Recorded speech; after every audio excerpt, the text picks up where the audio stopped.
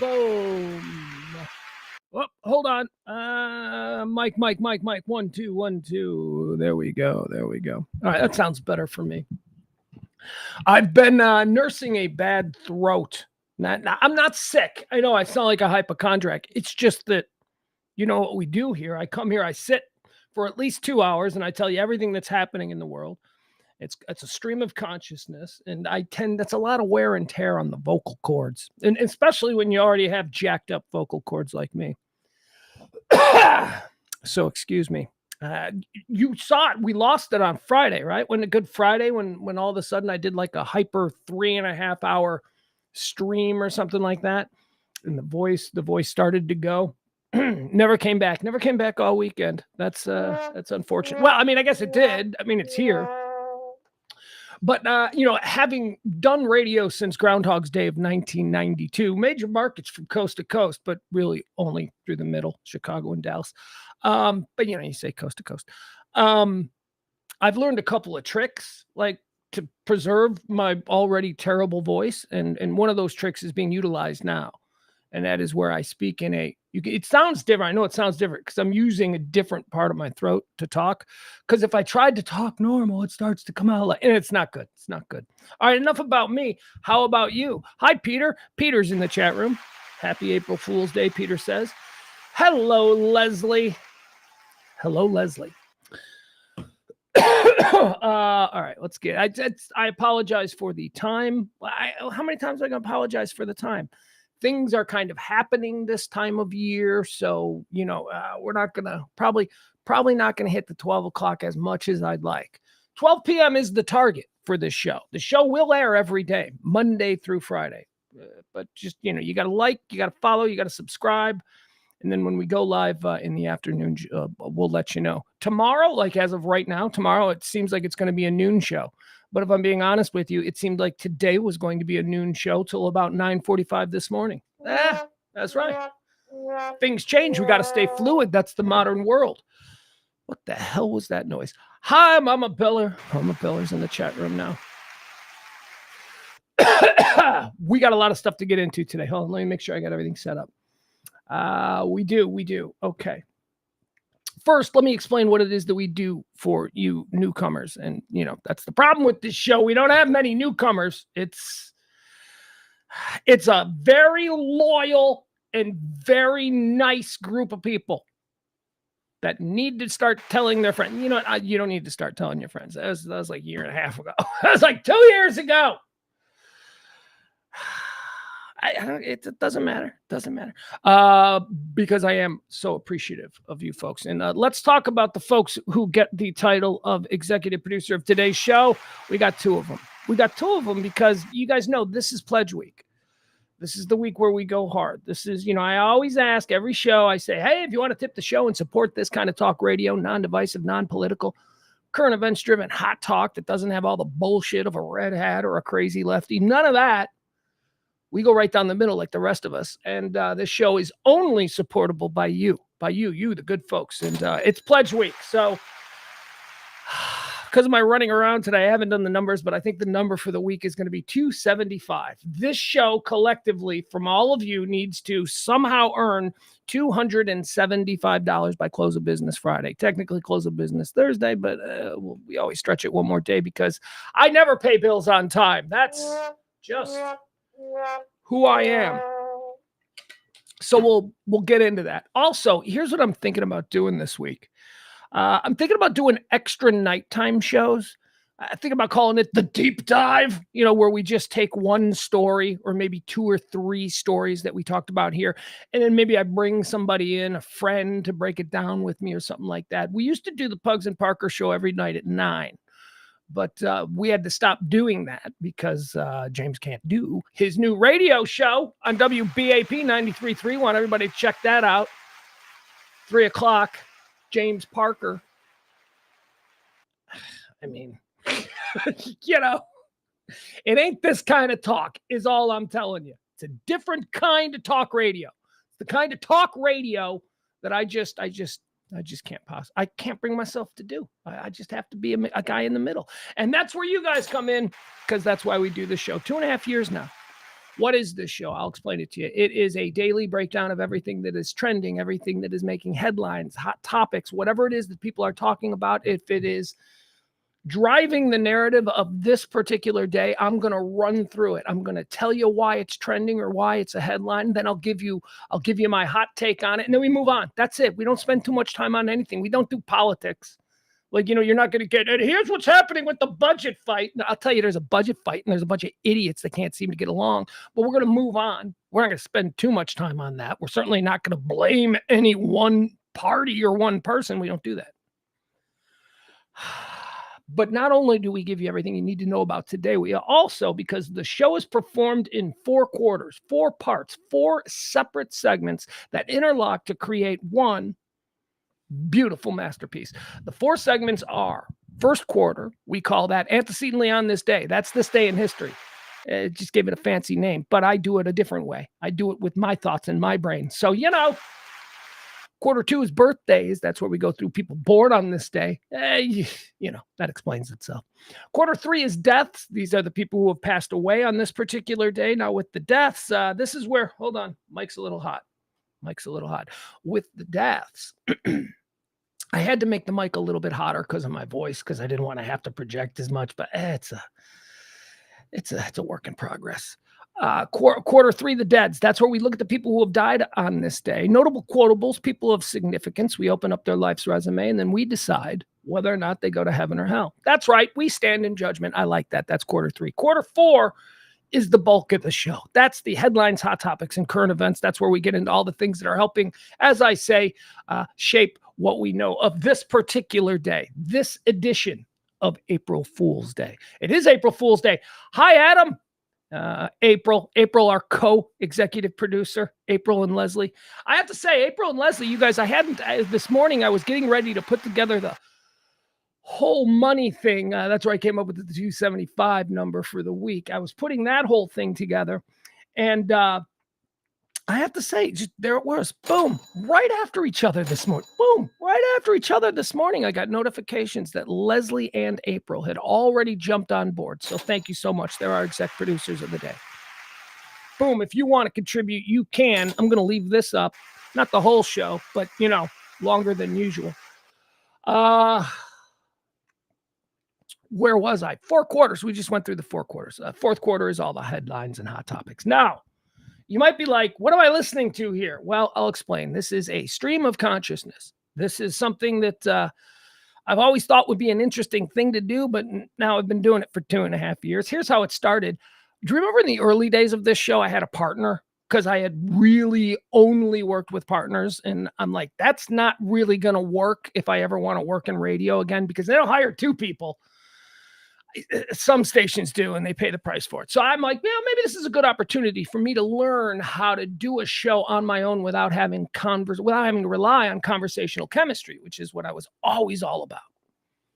Well, now apparently I'm all about narcissism, because I've created this stream of consciousness where here's how it works. I start talking when the show goes live, and I don't stop until I've given you all the information that you need to know about this day.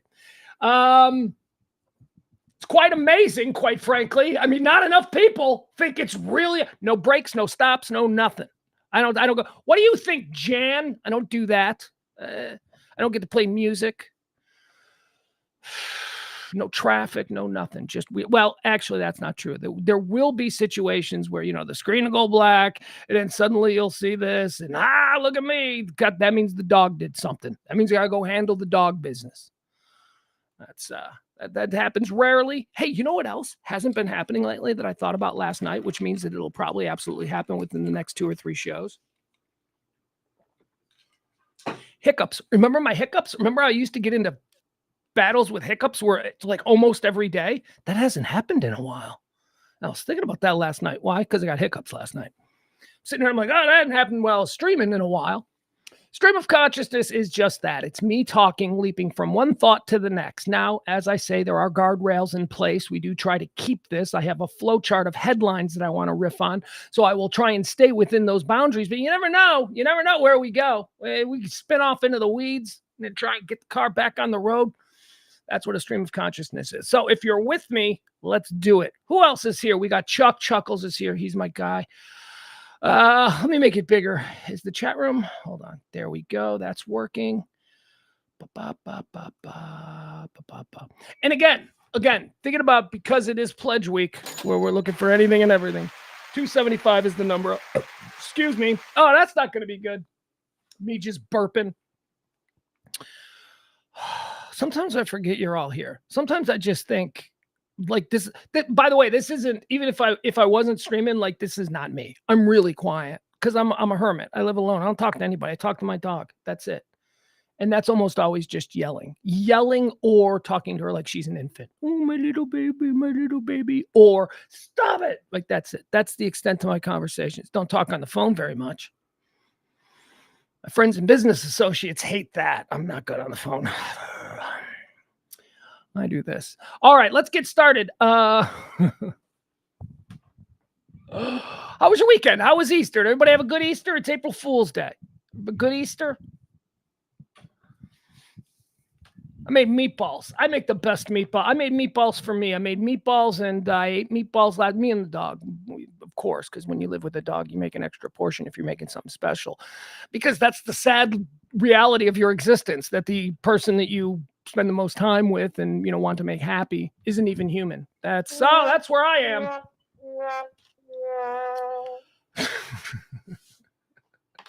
In a weird place.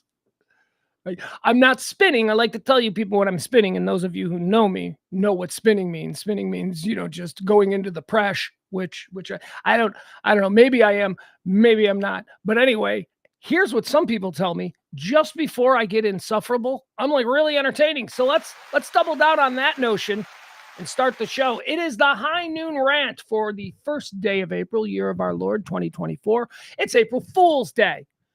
Should I go into a big origin? I don't remember. What is April Fool's Day? I always get the origin of April Fool's Day confused with the origin of like Valentine's Day. It doesn't matter. Moving on. April 1st is the 92nd day. I'm sorry, leap year. Leap year is always going to screw shit up. This whole year, 92 days into this year, because we celebrate leap year. There's 274 more of these until we get those New Year's Eve plans started. All right, folks, quarter one, let's move into antecedently on this day. These are events that I've cherry-picked throughout history because I think I can rant about them for a couple of seconds. They're not the most obvious ones. Sometimes they're just interesting little stories from history. So let's get started.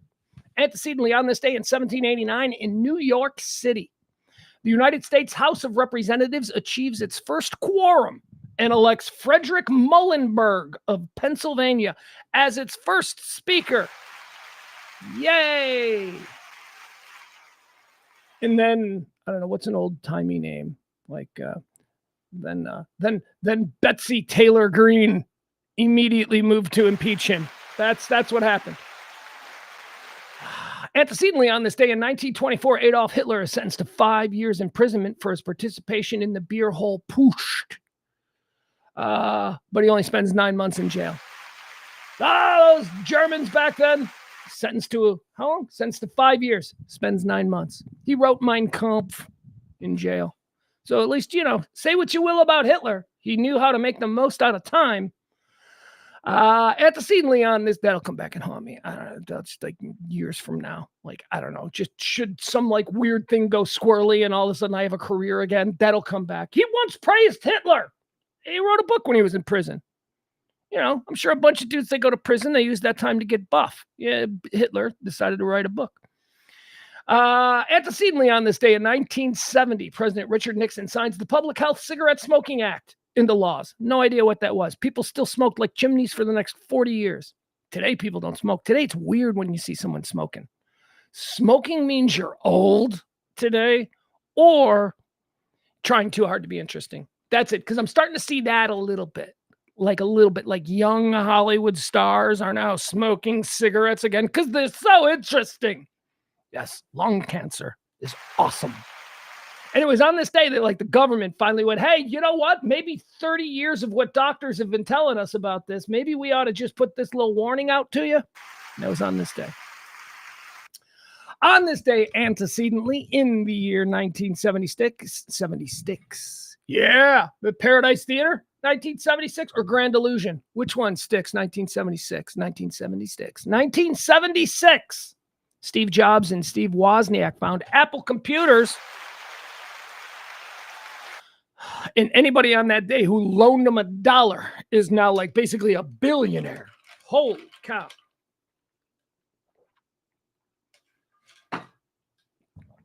Although, there was probably some idiot who like loaned them like $500 in the very beginning.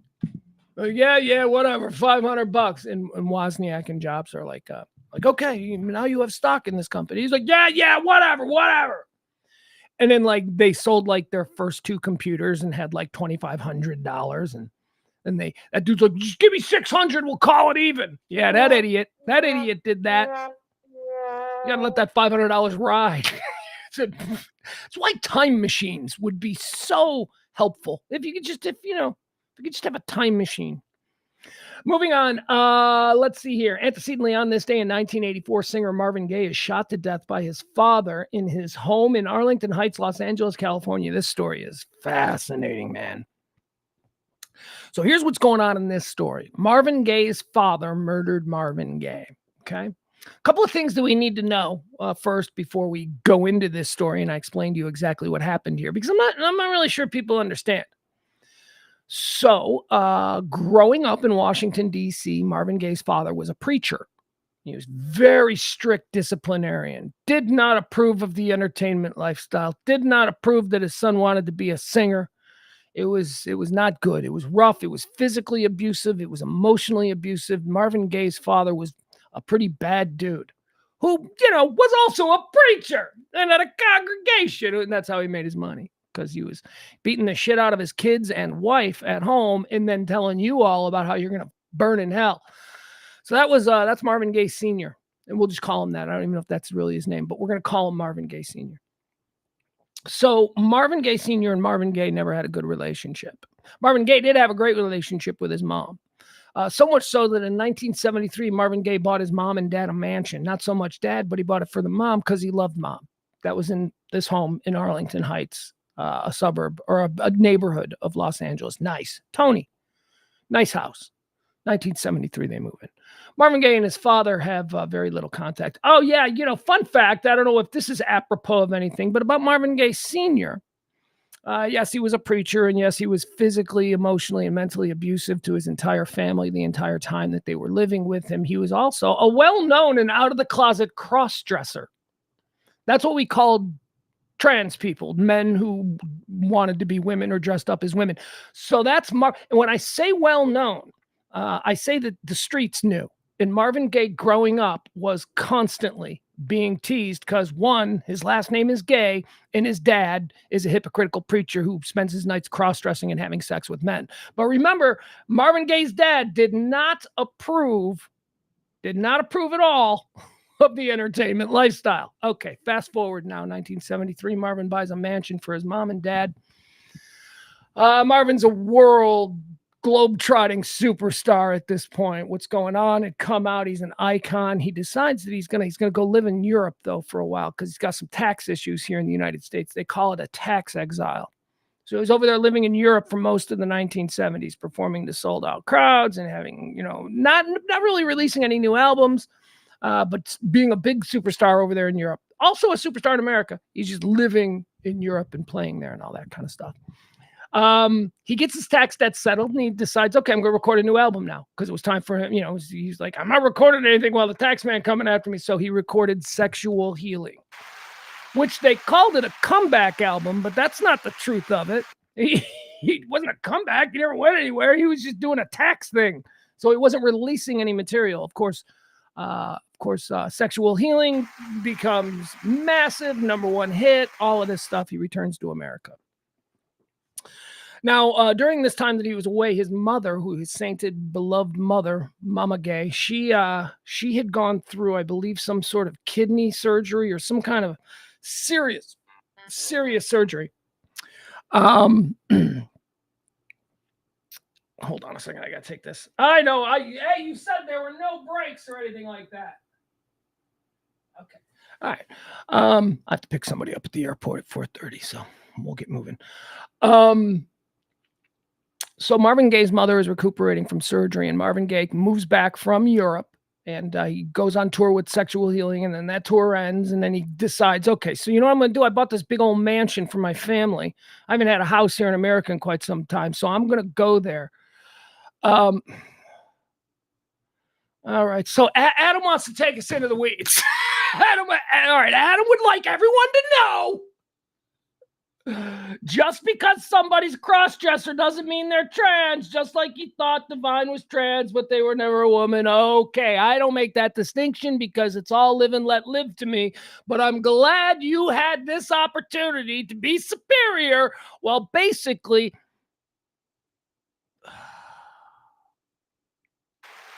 nitpicking. Hold on. For some reason, I'm off. All right, Adam. That's fine. That's fine. Do you see? Now, Adam's one of my good liberal friends, okay? And I have plenty of them. I've got lots of them. There are people I love who are good liberal friends of mine. But isn't that a glaring example of why we in the middle, we're not down with the whole red hat, that craziness. But that's really I think that's a thing that is keeping decent norm, that level of irritation. There's no reason to be irritating in that way. There is no reason in this moment, in this room, to do that. Okay. Yeah. There you go. So whatever. Hey, why am I not connected? I don't know. For some reason, I'm not connected here. All right. What's he got to say now? Me trying to let people know they need to be gentler and kinder to people is not being superior. No, it's being irritating. See, you deciding that you need to let people know, that's what's so fucking irritating. And especially with, am I the enemy? I mean, am I out there, screaming at trans people? Is that who I am? Do I need to be the one you call out? Just don't, man. Just pick your shots is all I'm saying. And it's why people hate liberals. It's not because you stand for anything necessarily terrible. It's because you're just so fucking insufferable about stuff, the nitpicking. And it's probably hard for you to see it. Whatever. Look, we can talk about the other people too. The other people are they're nuts and they're scary and all of that. All right, hold on. Em says, oh, you're not out there telling trans people to go fuck themselves and they need to die. So I guess that means you deserve a cookie. No. What that means is that maybe you ought to just not utilize your information on the people that it's probably not going to land on. You need to change the minds of other people. So yeah, I would say, why do that? Why do that? No, I'm not. What's with the extremes? And it's not so binary. There are people who are evolving in the way they think and understand the world around them. Give them time, brother. Just give them time. But you don't, because when people are evolving, when people understand that the way they look at the world and the way they think about people and things that were once strange to them, when they're evolving, they do fall into a sense of vulnerability about themselves, where they're like, I don't know. So when you and people of your ilk, and I shouldn't even talk about Adam right now, because now I'm more specifically talking about irritating lefties in general. Just, man, give people time. Are we not evolving? Is it not completely different now than it was 10 years ago? I mean, it will get better, but it takes time.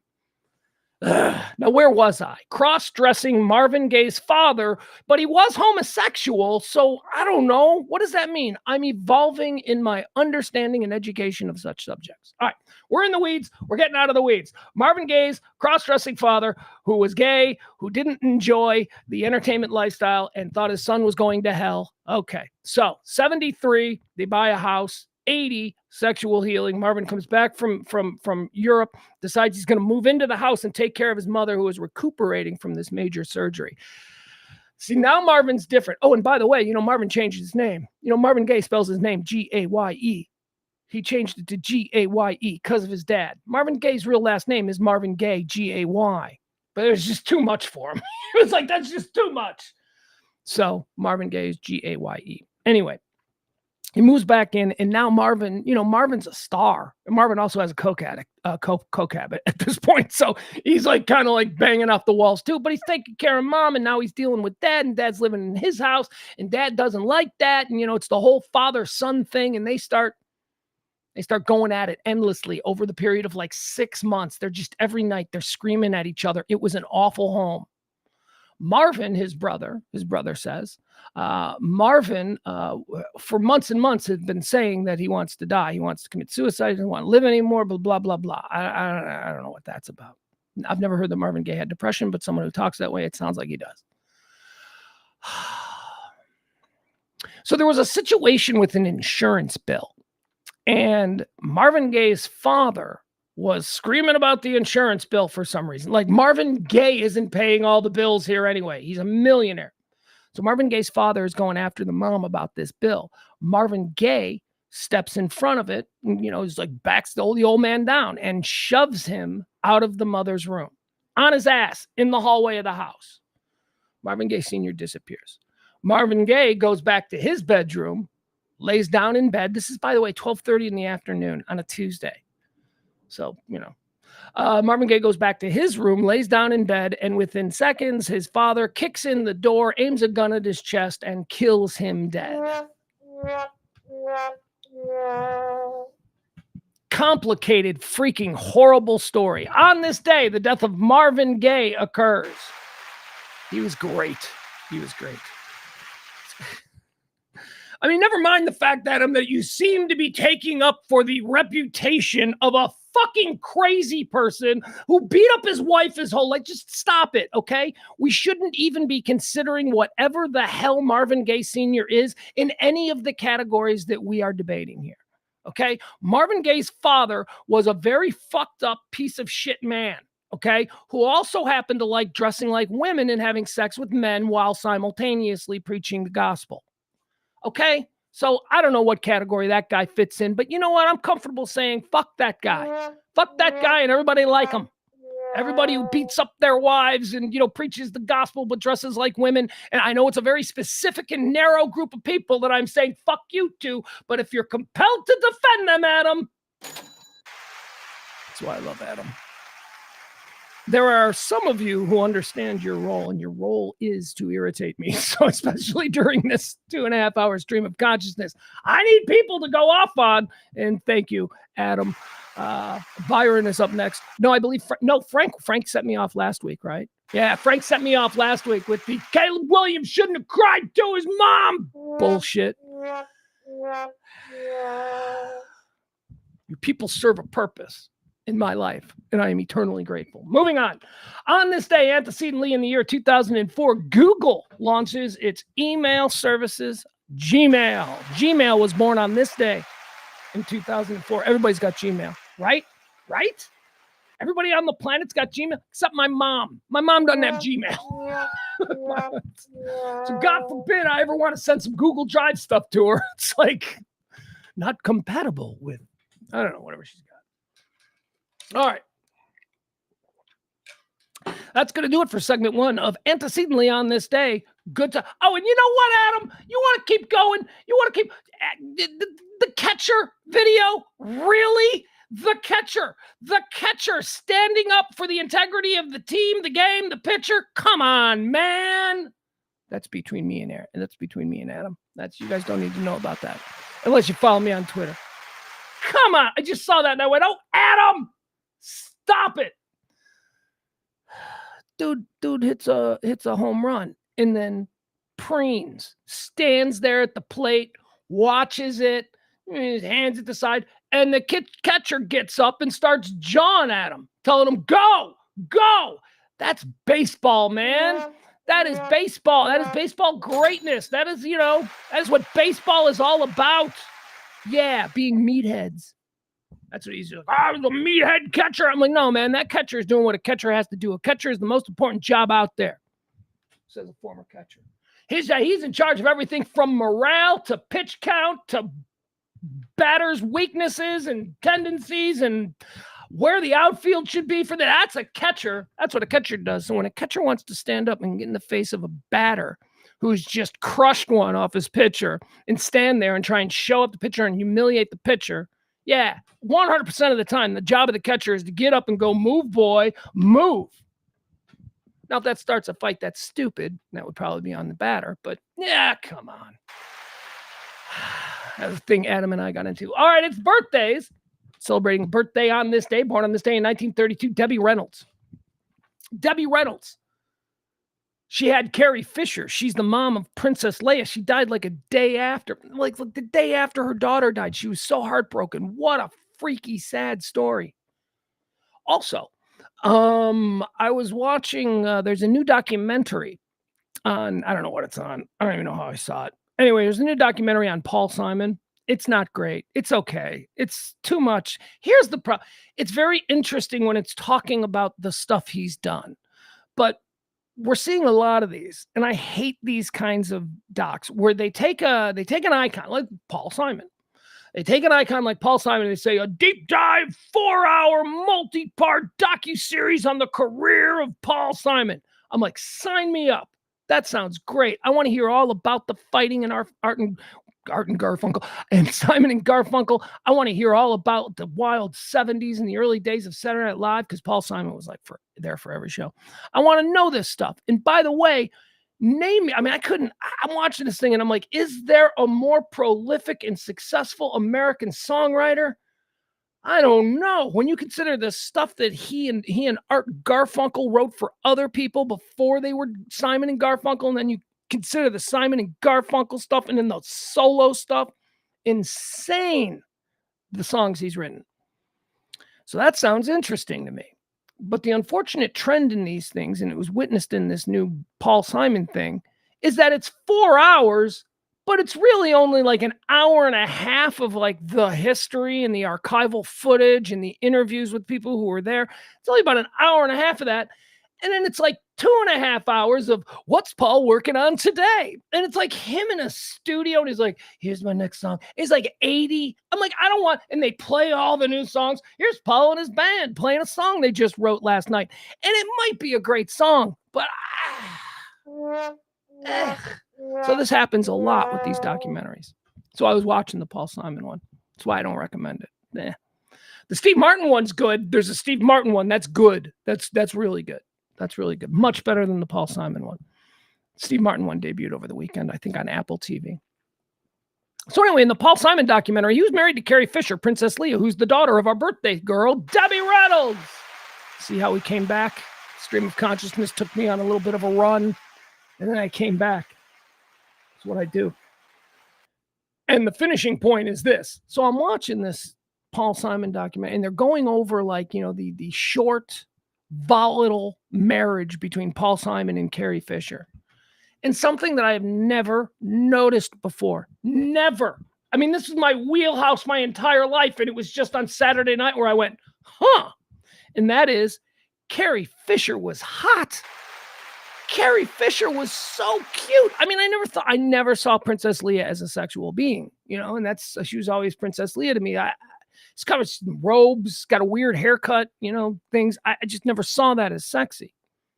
But then they're showing like all of this video and stuff of like, you know, video, literally like old 1979 video of Paul Simon and Carrie Fisher and Lorne Michaels and people at a beach house, and they're having a great time. She was, first of all, adorable. She was adorable. And then they showed her like all gussied up, and I'm like, she was hot. Never knew that about Carrie Fisher. Never knew that. All right, moving on. Birthday, born on this day, 1932, Debbie Fisher. Princess Leia Fish, Carrie Fisher's mom, Debbie Reynolds. There we go. All I had to do was work through it. Born on this day in 1939, Ally McGraw. Whoa, she's an all-timer. You ever seen her in 1970? Woo, you want to talk about a beautiful face. Whoa, Ally McGraw. So here's the thing with Ally McGraw. She a bitch. Anyway, so Ally McGraw is a young actress. She's not really getting any traction. Yeah, she's in small parts, but the career ain't really taking off. So she ends up falling in love with Robert Evans, who was the most important and significant movie producer of this particular era in Hollywood. Godfather, Love Story, Chinatown. I mean, come on, man. Robert Evans. Woo, he's big time. Anyway, so Robert Evans he marries Ally McGraw. And lo and behold, all of a sudden, she's a big star. She gets cast in Love Story. She gets cast in The Getaway. And oh my God, are they a hot Hollywood couple? Super producer Robert Evans and this new, hot, sexy young ingenue, Ally McGraw. Sure, there's an age difference, but it's 1969 and nobody cares. So he puts her in this movie, The Getaway, where Ally McGraw goes off and she's on location with the last dude you want your wife going on location and shooting a movie with, and least of all, playing the love interest of, and that is, of course, the great Steve McQueen. So Steve McQueen gets one look at Ally McGraw, and he's like, yep, she's mine now. And she takes one look at Steve McQueen and goes, holy shit, he is as sexy as he was the first time I saw him when I was 10 years old in a movie theater. They run off together. They don't run off together, but they start shacking up. Now, the producer of the movie, Robert Evans, he hears these reports. They're like, hey, boss, just so you know, Ally's spending a lot of time over at the Steve's hotel room. They say that he's running lines, but so Robert Evans gets out a private jet, flies there. I love this move. Flies there. Goes to the hotel where they're staying. He marches up to the door of Steve McQueen's room. Steve McQueen opens the door. Ally McGraw's in bed, like right behind him. Like Robert Evans, the husband, is standing there, and he says to him, he goes, McQueen, that's my woman. And McQueen says to him, not anymore, Bob, and slams the door. And Robert Evans decided that he was going to destroy Steve McQueen's career, and he tried, but McQueen is McQueen. Born on this day in 1939, the woman who started that Trojan War, Ally McGraw. Born on this day in 1961, Susan Boyle. She's a Scottish singer. She won a contest. She was like a retarded house cleaning lady. She's mentally disabled, or at least that's how they presented her. And she came out and she sang like a goddamn angel, and the whole world went, whoa, ugly people who we marginalize have talent too. And it was a mind blower. People didn't think people like that could possibly have. She's not even, I don't even slightly want to have sex with her. Why would I watch her on TV? Because she sings like an angel. I guess she made a lot of money, and she's like a celebrity over there now. Good on her. Susan Boyle.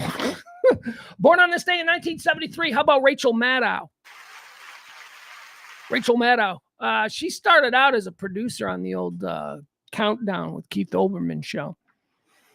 And then Keith started, this is great. This is because if you hate Keith Olbermann the way I hate Keith Olbermann, this is, he's such a dick. He is just such, and I'm not even talking, look, you want to hate Keith Olbermann because of the stuff he tweets and because of his, political affiliate. I don't know affiliations. I don't think anybody claims him.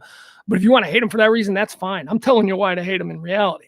He's a dick. He is a dick in real life. I've heard stories from numerous people who worked for him at a time. One very close friend of mine was a producer for him at ESPN back during the big show days, and she tells me the worst stories about Keith Olbermann. Anyway, Rachel Maddow started out as his producer, and Keith Olbermann, of course, because he's been fired from every job that he's ever had because he thinks he's a superstar, he started the big time the people at MSNBC. I'm not coming in today. I'm not coming in today until you readjust my contract or whatever it was. So he started taking time off.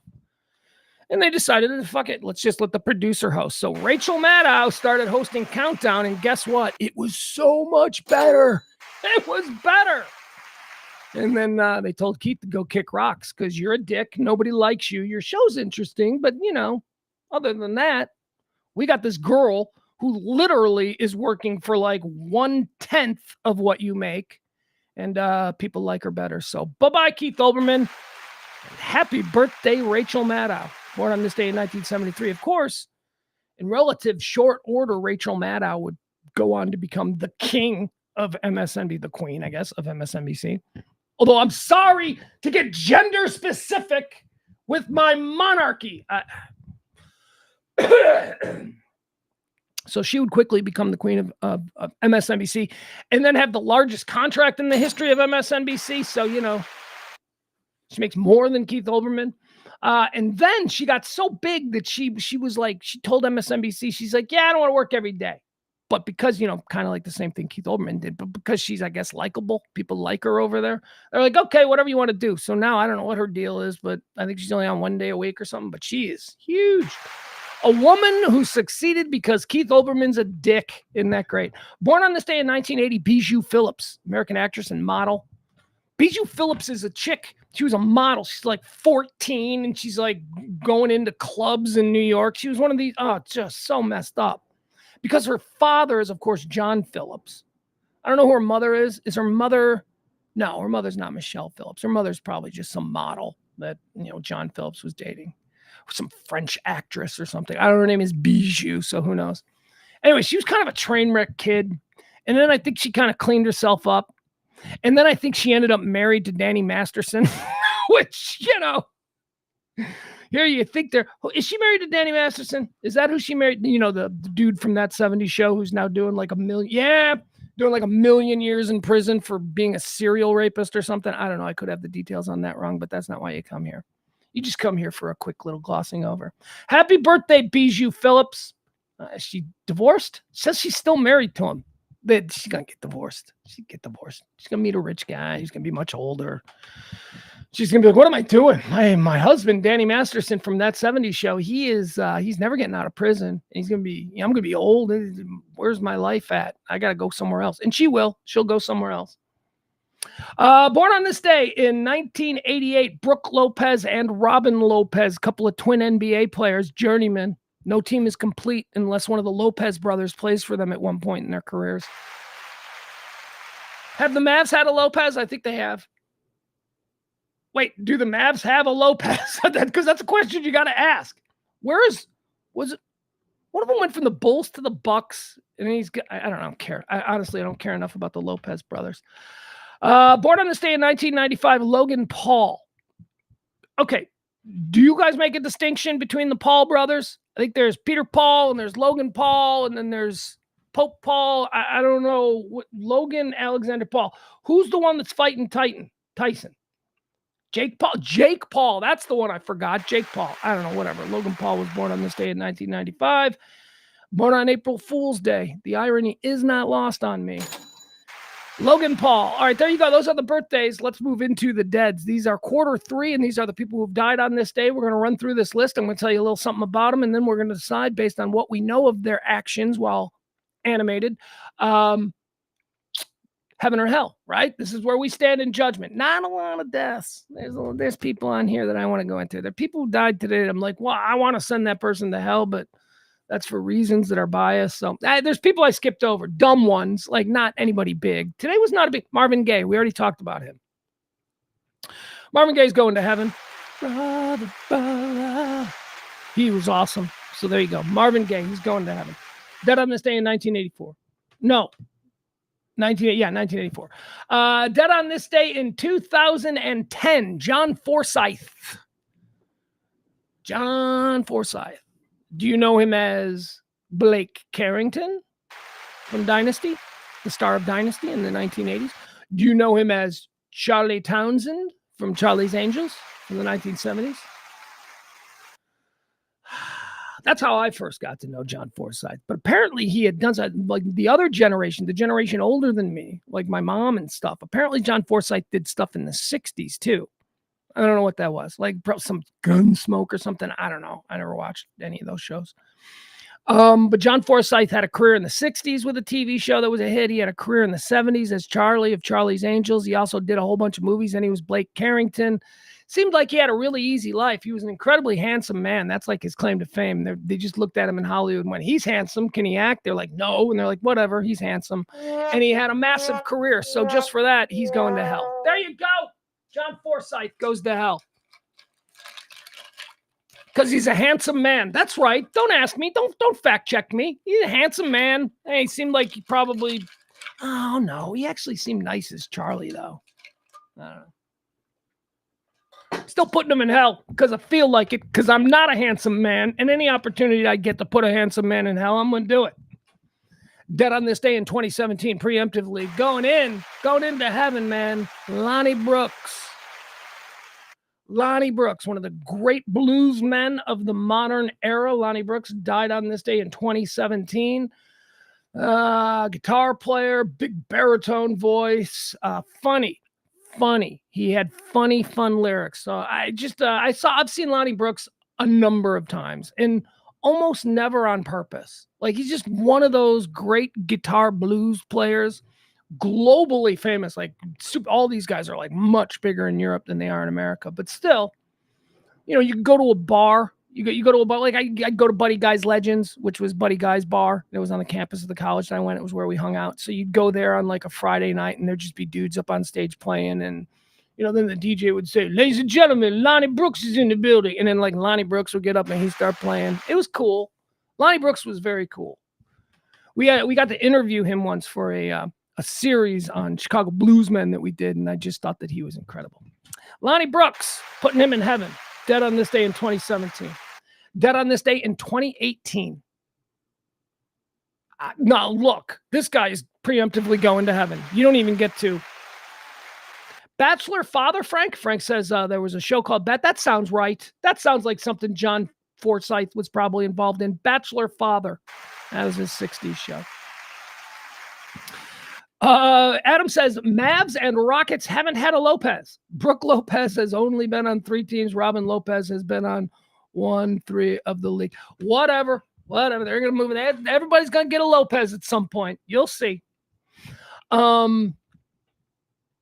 Where was I? I forgot where I was. We were moving on to. Oh, okay. This guy, preemptively, he's going to heaven. He died on this day in 2018. Big shock to all of us. Why is he going to heaven? Because as a child, as an only child, as an introvert, as somebody, going through some things constantly that I didn't really understand, but now I understand what they were. As that person, and by the way, I say this, and I had a happy childhood. I mean, I didn't have a miserable childhood. I had a happy childhood. That is not why people have these things. Where was I? This person created so much of what got me through, 15 years of my life. Super producer, one of the first truly great, like Scorsese of television. They didn't have these people in television. The greats, they did Stephen Bochco. I love this guy. Let's go through some of the shows Stephen Bochco is responsible for. Let's see. Well, first of all, Hill Street Blues, man. Hill Street Blues. I went back and rewatched Hill Street Blues a couple of years ago. Hill Street, just like one episode a night or something. Hill Street Blues was a transcendent television show back in the 1980s, early 80s, I think, on NBC. When people talk about peak TV in the origins of peak TV, there's always like a discussion about, well, did peak TV really begin with The Sopranos success, or was it earlier than that with Oz, on HBO? I go all the way back to the hiccup of peak TV, which occurred by NBC television in the 1980s. They had 2 shows. They had a show called Hill Street Blues and a show called St. Elsewhere. Both of these shows were unlike any kind of television show you have. They were like movies. The action, the grit, it felt like films. Hill Street Blues was amazing. Like I said, I went back and rewatched all the episodes, man. Whoo! Cops. I'm telling you, they were hardcore cops. All the things, socially aware. It was socially engaged. It was cutting edge. It was just so good. All right, so Hill Street Blues. What else we got? Let's see here. He did, first was Hill Street Blues. Then he did Bay City Blues, which was not great. Bay City Blues was, Hill Street Blues was huge. And they said to him, "You got anything else?" And he said, "Yeah, Bay City Blues." Bay City Blues was about minor league baseball. I loved it. Nobody else did. It lasted like 4 episodes. It starred Dennis Franz, who would go on to NYPD Blue, which is, of course, another Stephen Bochco show. All right, let's just run through these. Hill Street Blues, massive monster. He had to build a wing on his house for all the Emmy Awards that damn show won. Hill Street Blues.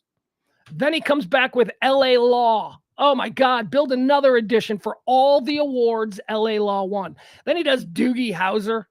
Come on. He's going to lighten it up a little. He's going to be like, see, I can have fun. I can entertain the kids, too. Doogie Howser, big hit for him. Cop Rock. Yeah, he was feeling himself a little bit.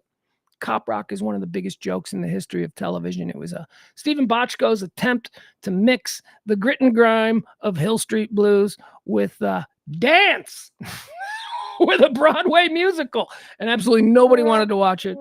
I saw the first episode of Cop Rock because everybody was talking about it, and I was like, I ain't never watching this again. This is awful. Let's see. So he follows up Cop Rock. He needs something. Well, he goes, fine. You want me to go back into my Stephen Bochco trick bag again? How about NYPD Blue? We're now building another wing for all the awards that Stephen Bochco won.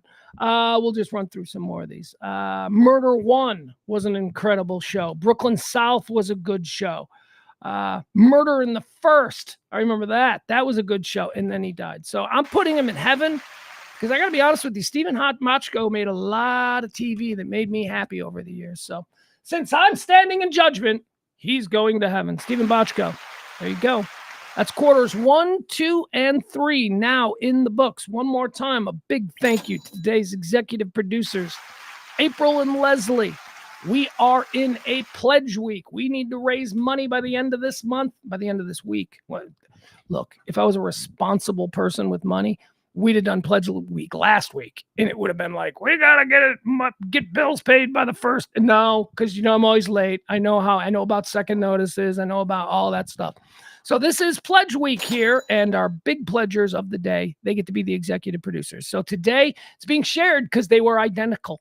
They were identical amounts that came within minutes of each other. And quite frankly, I know neither one of these people are jerks. So we've got shared producers today.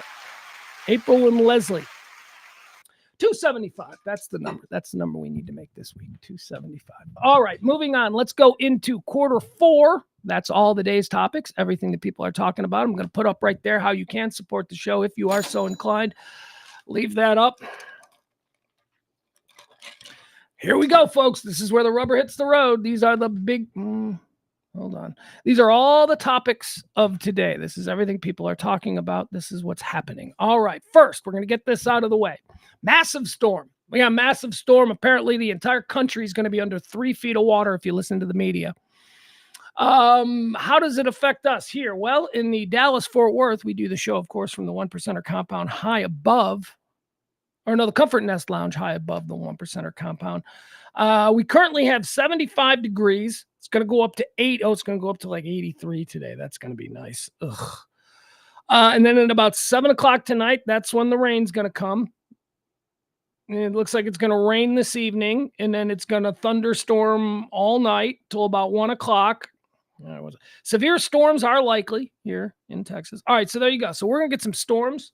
If you take a look outside, you can see something's going on. Although it could also be nothing happens because, it looks like this a lot and then nothing happens. But apparently, the really bad stuff is happening throughout the middle of the country, starting here in Texas and going all the way up to the Great Lakes. And then it's moving east. And then there's also another big storm system. Highest risk of severe thunderstorms so far this year have just been issued for multiple parts of the United States. Looks like right now, I'm looking at this map, Indianapolis and Chicago, they look like they're getting crushed. Cleveland's getting crushed. Yeah. A wide-ranging storm system that is moving across the United States is bringing the greatest risk of severe thunderstorms so far this year. Severe thunderstorms are possible in a nearly 1,500-mile stretch of central and eastern United States, from Texas to Minnesota.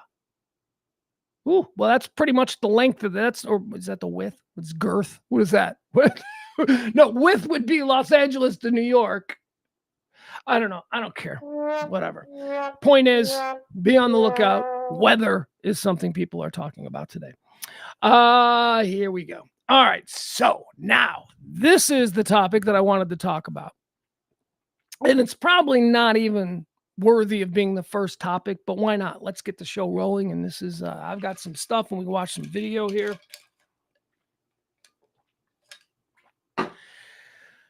Well, hold on. I got to do one thing really quick because I haven't checked any updates in the last. So let me see. Okay.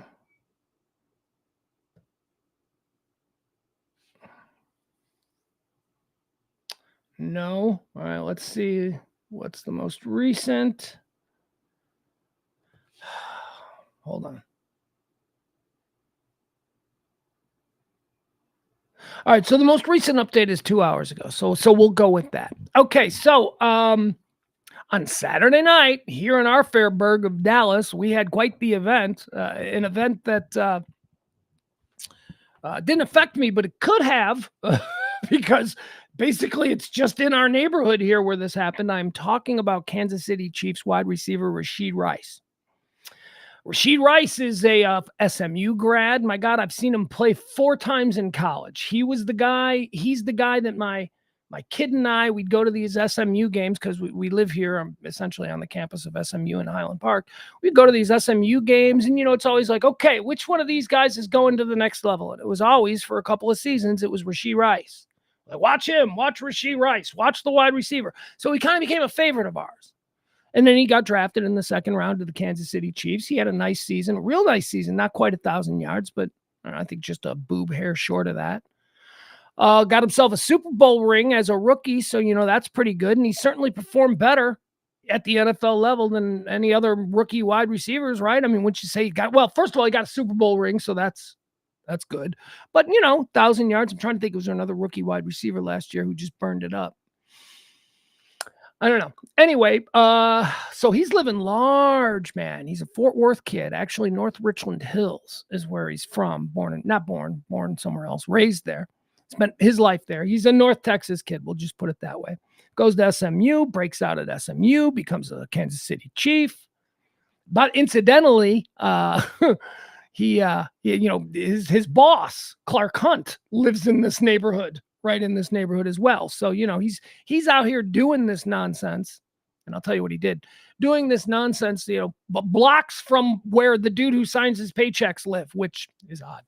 So on Saturday night at about 6:30 in the evening, Kansas City Chiefs wide receiver and SMU alum Rashid Rice was drag racing up 75 Central between University, which is the exit for SMU. Actually, it's the back end to SMU. The main exit, if you want to go the front way, would be Mockingbird, but the back entrance. So it happened between University and Lovers on 75, right there at SMU. Right, Mockingbird is the next one south, and I guess Northwest Highway is a couple up. So the area.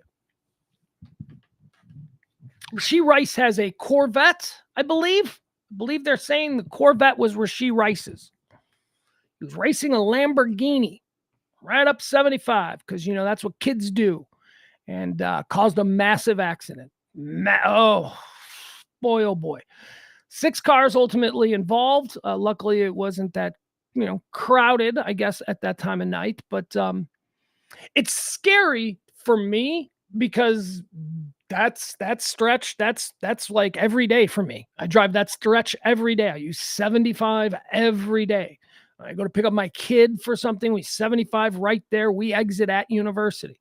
So right there where this idiot is doing it. And I can tell you, man, I get so angry. I've been involved in a couple of these situations where you see these guys street racing up 75. And it's like, where the fuck are the cops? How do these dudes feel emboldened enough to do this, whether they're on motorcycles or whether they're in some fancy supercar? So we got Rashid Rice in his new super awesome looking, well, until it got trashed, super awesome looking Corvette, and he's racing a Lamborghini. Now, this was funny because the original story was he was Corvette versus Lamborghini, and I'm like, I'm going to be on the Lamborghini, but turns out it's one of them Lamborghini SUVs. I came across that because I hadn't seen the video first. I was just piecing the story together. When people started saying that 3 large men, jumped out of the Lamborghini and ran away. And I thought, 3 people in a Lamborghini? Who's sitting bitch? Who's riding on somebody's lap? You can't. So it turned out it was one of those SUVs. So Rashid Rice, Kansas City Chiefs superstar, and dude in a Lamborghini. They get themselves in here. We got the video. We'll show you the video. Yeah, that's right, because it's 2024, bitches. There's webcam, dash cam, all that stuff, and nothing goes unseen these days. So here we got the video. We got a bunch of video that we'll watch here. We'll go through this. Oh, here, you know what? We'll use the video from my Twitter. Why not, right? All things being equal. All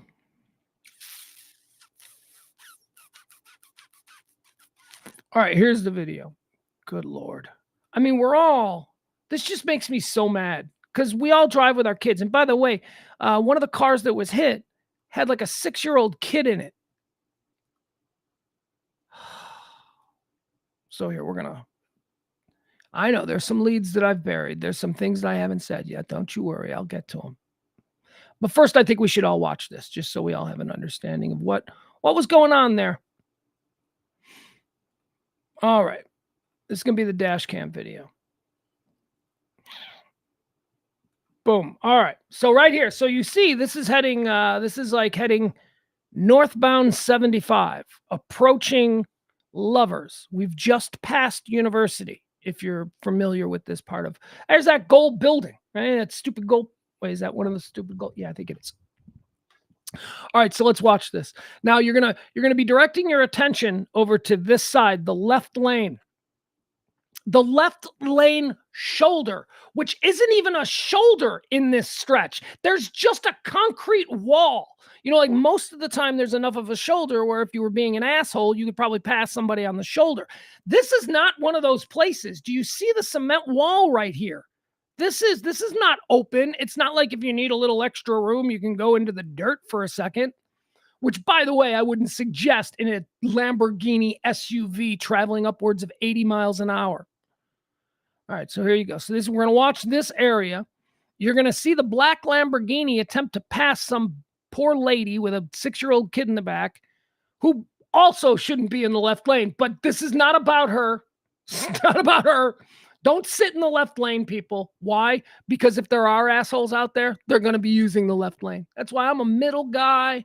I'm a right lane guy sometimes, even though you're not supposed to sit in the right lane unless you're having some kind of a, but I'm a middle guy and a right lane guy. I will use the left lane for passing, and then that's it. But here you go. We're watching the left lane. Watch. Just that lady that's up. Oh, there they go. There's Rashid. Oh, man. Look at that. They hit some traffic. Oh, boy. Hey, boys, who won? Who won, guys? Who's the big winner? I'll tell you who's not the big winner. Rashid Rice. All right, we'll watch it one more time. Play it over and over again for you. All right, so here's where it's happening. Now, do you see how that stupid freaking Lamborghini tries to pass on the left side? Look at that right there. He's like trying to pass. There's a wall there, idiot. So he scrapes the wall, and then he turns and he jams it right. He knocks this poor lady in the silver car with the kid in the back. Right there. She knocks him. Idiot Rashid Rice trailing behind. You're losing, Rashid. Wouldn't be the first time tonight you've lost. More on that coming. Rashid Rice, he's behind that car. So then he T-bones it. Look at it. Boom. Knocks that guy in the SUV. The SUV goes swirling. Ugh, these fucking idiots. Excuse me, but this is an idiot.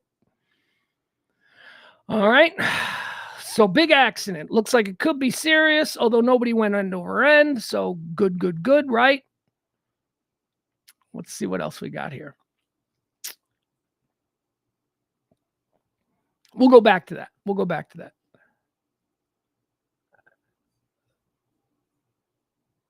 Boy, hold on.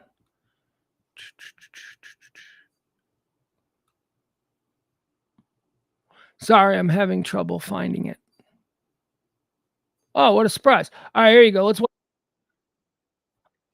Now, I don't love that it's like a split screen, but that's okay. So these guys, the people driving, the three men who were in the Lamborghini, and I haven't heard enough about the Corvette. I don't know about the Corvette. The Corvette is listed as being owned by Rashid Rice. Okay, so that's why they're looking for him. And they found like spikes and Kansas City Chiefs stuff in the car. So, but we don't know if he's driving. And why don't we know if he was driving? Because all of these sons of bitches left. The three guys that were drag racing in the Lamborghini after causing that accident, They got out of that Lamborghini and just started walking away. Dudes, I guess there were 3 other guys that were in the car. Now this, I don't know who this is, but let's watch. It is believed, or it's being said on social media, whatever that means, that the guy with the red thing covering his head is Rashee Rice, but there is no official confirmation of that. Here we go. Let's watch this. So these are them walking away from the accident. They just did that, and now they're out of the car and they're walking away. All right? Yeah. We gotta get up there, bro. Good. You guys just gonna leave it?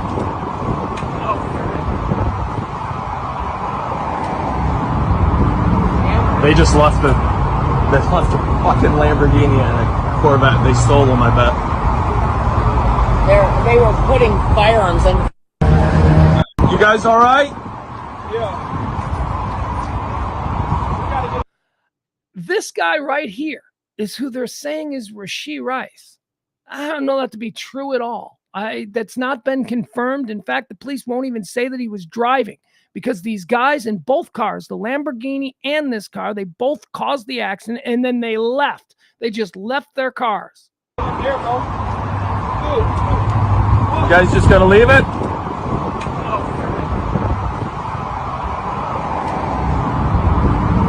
They just left the fucking Lamborghini and a Corvette. They stole them, I bet.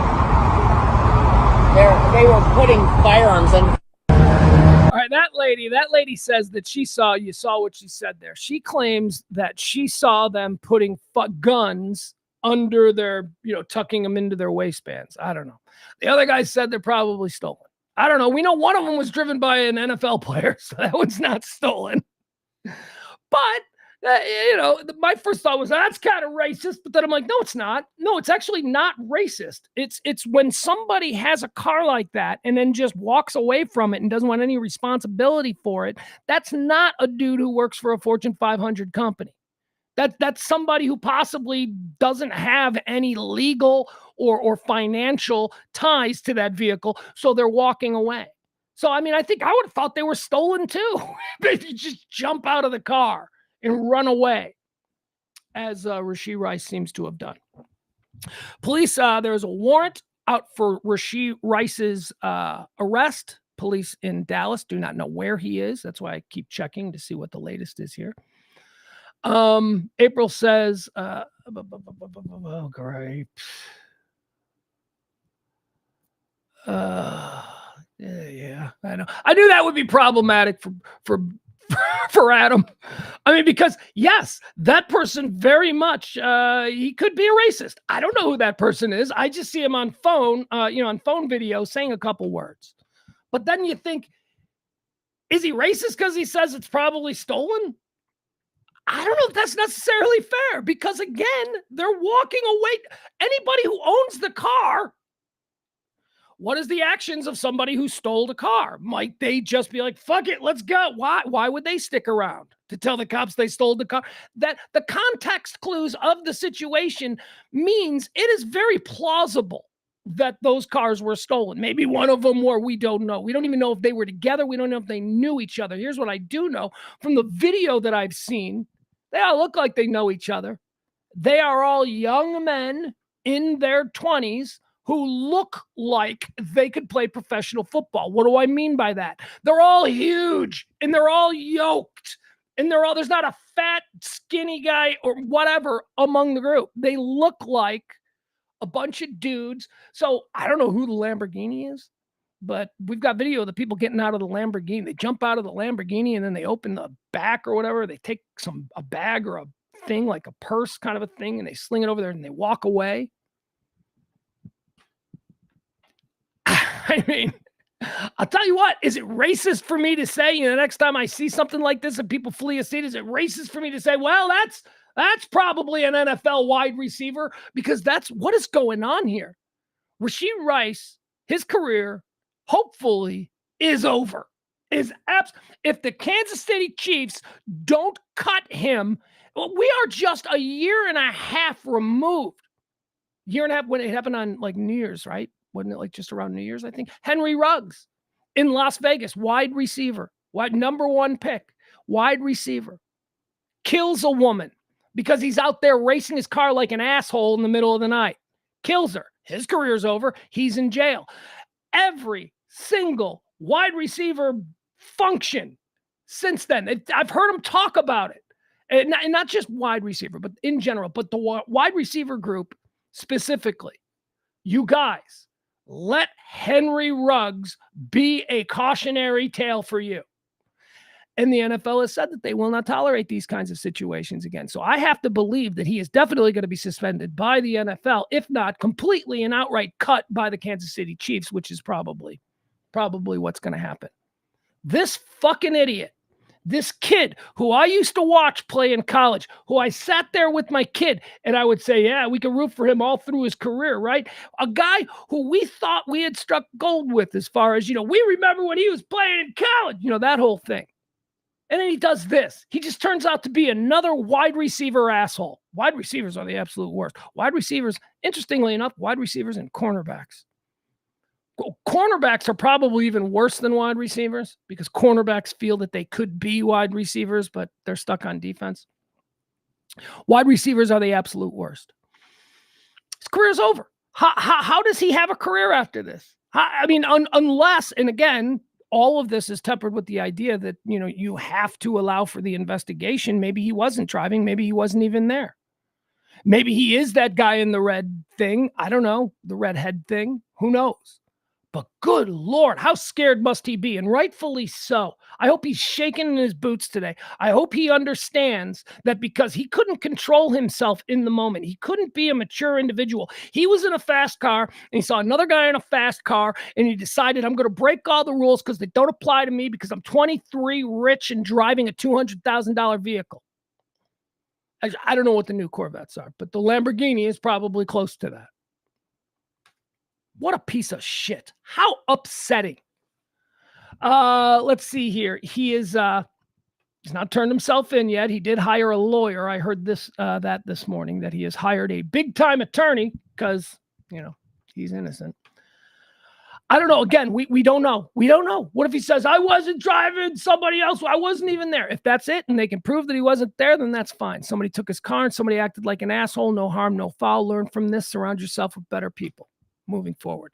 But you don't get, if you were driving, I swear to God, man, if this dude was driving, it's revealed that he was driving, and it turns out that he's just going to be suspended a couple of days, and then he'll come back and he'll give a tearful press conference where he talks about making better choices and surrounding himself with better people, and Michael Vick comes out of the woodwork, and all of a sudden Michael Vick is now mentoring him, and oh hell, it's Dallas, so probably Michael Irving will get involved too.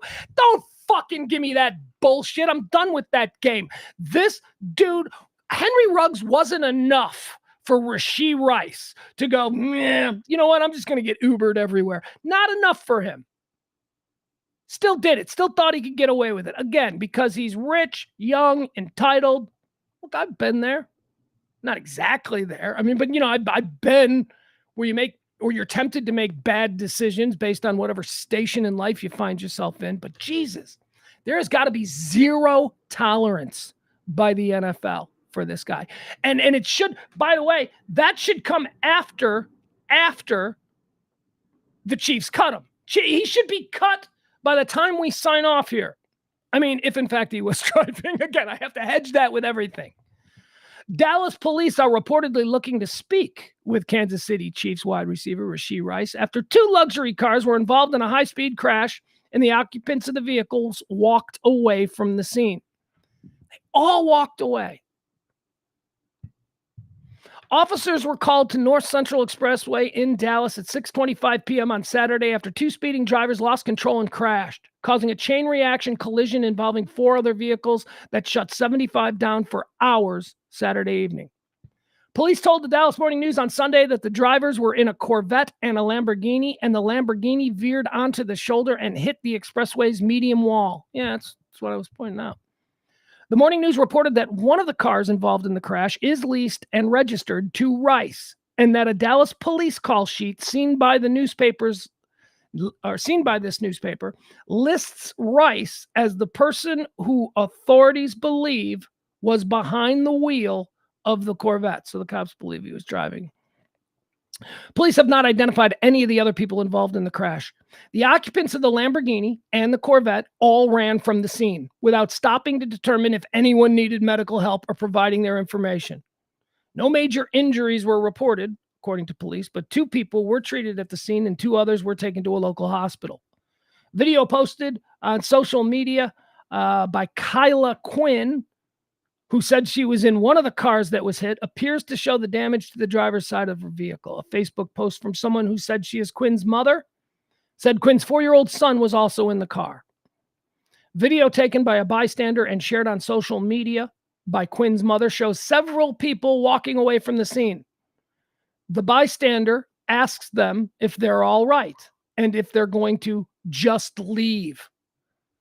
Rice, who grew up in the Dallas area, was drafted by the Chiefs in the 2nd round. He was part of the team's Super Bowl win in February. He logged 39 yards across 6. He logged 39 yards and caught 6 passes during the Super Bowl, an impressive achievement for a rookie receiver. I don't care about his impressive achievements. In an interview with KCMO's Talk Radio, that's Kansas City, Mundo in the Morning, Chiefs President Mark Donovan said the team will react accordingly after all the facts are gathered on the crash. Yeah, well, I think they're accordingly going to cut his ass. Poor Patrick. He finally gets a receiver that he seems to like. And now you got to get rid of him again. All right. So I'm waiting to see again turn himself in, Let's see what the New York Post has to say about this. Hold on. What is this? Oh, TMZ. TMZ's always got good stuff. You know what? Never mind. We'll move on. This is the subject I might want to do a deep dive on tonight. So tonight, I told you it's Pledge Week. I might be doing extra shows at night. Don't know if I'm definitely going to do one tonight because I'm running around. I got to take people to the airport, and then I got to go somewhere else and do a thing. I broke a tooth. Did you guys hear about this? Well, of course you did because I streamed for 2. I broke a tooth a couple of weeks ago, and I got to go back and see this person today. He told me I can come by at 7, which is nice because, what kind of dentist has night hours? So I don't know. If they make me all jacked up, then I won't be able to come back by 9 and do a stream. But I want to. Today. How's the voice sounding too, by the way? We were talking about, we started the show. I had no voice. Byron says we will never find out if he was driving. NFL will protect. The NFL doesn't protect anybody, Byron. They set these people. They jettison these people. Come on. I don't know what you're talking about.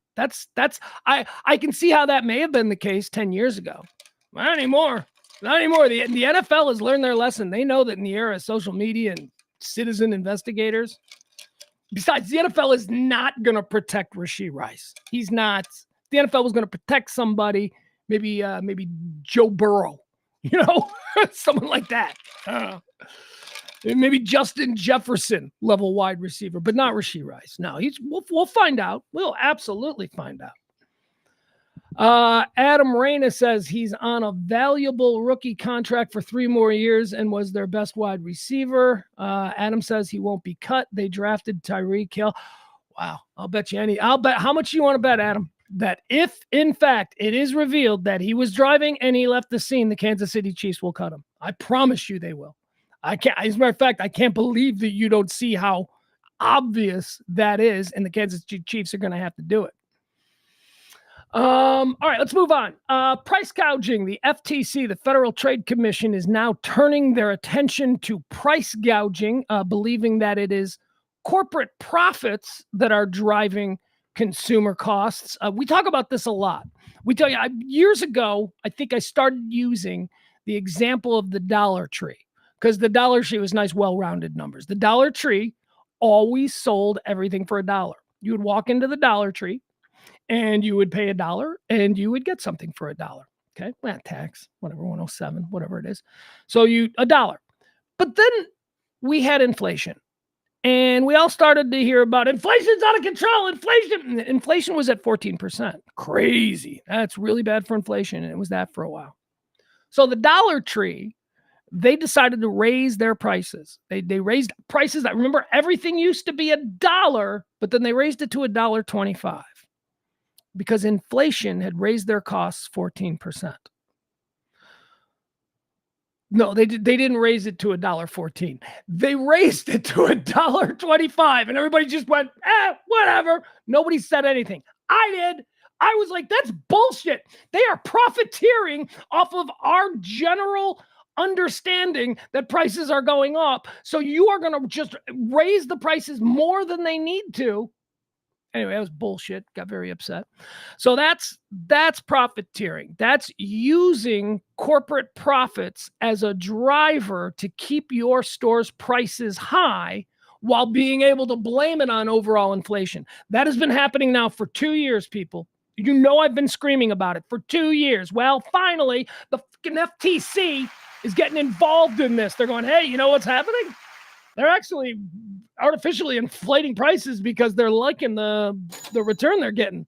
And people aren't complaining because Fox News is telling them every night that Biden's economy is ruining everything. So people are like, this is Biden's economy or whatever, you know, the politicization of the idea of how our economy works and how inflation, our ebbs and flows. No, it's the guy in there's fault. So we all acknowledge it. Okay, yeah, shit's expensive because of Biden. So people are willing to accept that. And corporations have decided to leverage that for their own profits. Well, people are cool with shit being expensive because they're happy to blame it on Biden. So let's just make shit expensive, even though it doesn't need to be. The FTC, here's what they're saying. Profits and inflation surged together in the aftermath of the pandemic. Profits and inflation. Inflation generally happens when you're having some trouble with, the whole profit end of things because shit got more expensive and now you're inflating the price of your goods and services. So it's unexpected when profits go through the roof at the same rate that you are, participating in inflation. Profits and inflation surged together in the aftermath of the pandemic, fueling intense debate among economists about the extent to which profits, as opposed to cost increases, were actually driving prices. So this is what the economists and me, and I am not an economist. My God, I don't know anything about money. Here's what I know. I know what cheap shit used to cost and what cheap shit now costs. That's my entire understanding. So economists have been basically in a big egghead smart way saying the dumb shit that I've been, ham-fistedly trying to explain, but they've been saying it in a smart way. And what it is that profits are driving the rising costs more than actual increases in the cost of doing business. And the FTC is finally going, okay, we'll look into it. It's an election year. This seems like something that might play with the middle class. While a supply crunch and a massive injection of stimulus following the pandemic initially allowed companies to charge more for their products, experts have battled for years over whether margins, now at a record high, have themselves become a cause of inflation. We got record high margins, baby. They are making more money. Why? Because the puppet masters. I keep telling you, man, we're all being divided. Byron hates Adam. Adam hates Byron. Barney hates, I don't want to say who Barney hates, but I don't know who he hates. But we're all just hating each other over shit. We're going to take our eyes off the ball and we're not going to be laser tuned to the people who need to be fucking put in jail. That's how they work. And by the way, this isn't just something that's happening in 2024. This is what happened in 1705. This is just the way the power base has manipulated and essentially imprisoned the working class wherever it is in this world. The only time this world has ever known a truly vibrant and thriving working class was enjoyed by the baby boom. Those people. And they didn't deserve it. They didn't do anything with it. All they did was ruin shit for Gen X and the millennials who came next. And now we got nothing. And now we're leaving nothing to Gen Z. Stream of consciousness. The report by the FTC released last week calls out margin expansion as a primary driver of price increases, citing dynamics in the increasingly concentrated grocery sector. Groceries are costing more, not because it's costing more to fuel the trucks to get them from the farm to the market, not because of any of that. Grocery prices are going up because the grocery companies want to make more money. And again, we're not complaining. We're just like, whatever, it's Biden. The report released last week says that the primary driver of recent price increases is concentrated in the grocery sector. Some firms seem to have used rising costs as an opportunity to further hike prices to increase their profits. And profits remain elevated even as supply chain pressures have eased significantly. They never brought the prices back down. Larger retailers and wholesalers with considerable leverage over their suppliers were able to take more aggressive action to protect themselves, the FTC concluded. Retail grocery revenues increased more than 6% above costs in 2021 and more than 7% in 2023, substantially higher than their most recent high point profits of 5.2 back in 2015. These profit trends cast doubt on assertions that rising prices at the grocery store are simply moving in lockstep with retailers. It's not.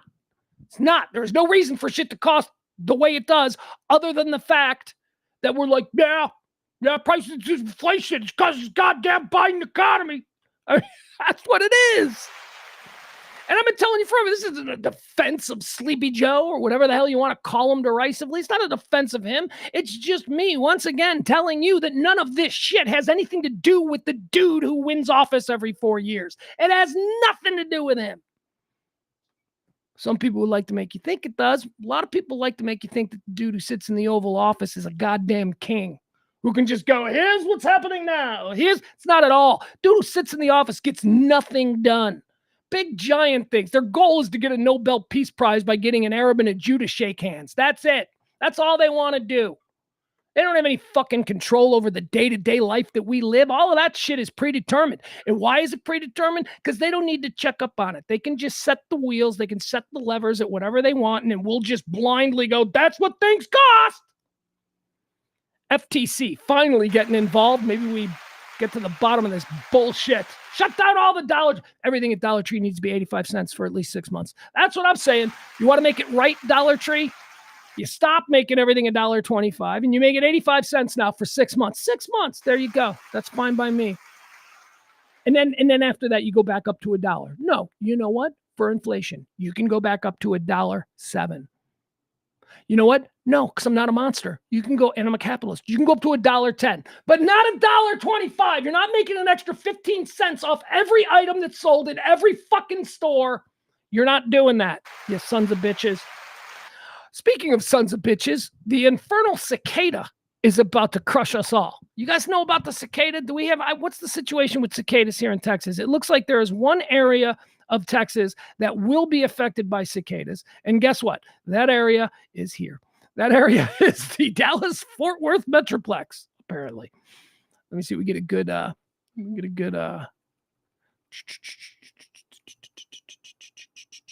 where's the one with the good map? Is this the one with the map? Yeah, I think this is the one with the map. So we'll put this up and I'll show you the cicada map. There it is. Okay, so this is going to be the cicada map. What? Why won't it make it bigger? Oh, this shit sucks. Okay. Trillions of these bugs are going to be emerging from the ground in the next couple of weeks. All right.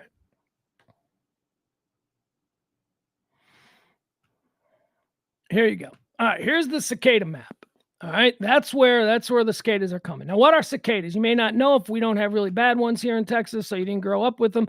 Unfortunately, I grew up in this brown area here.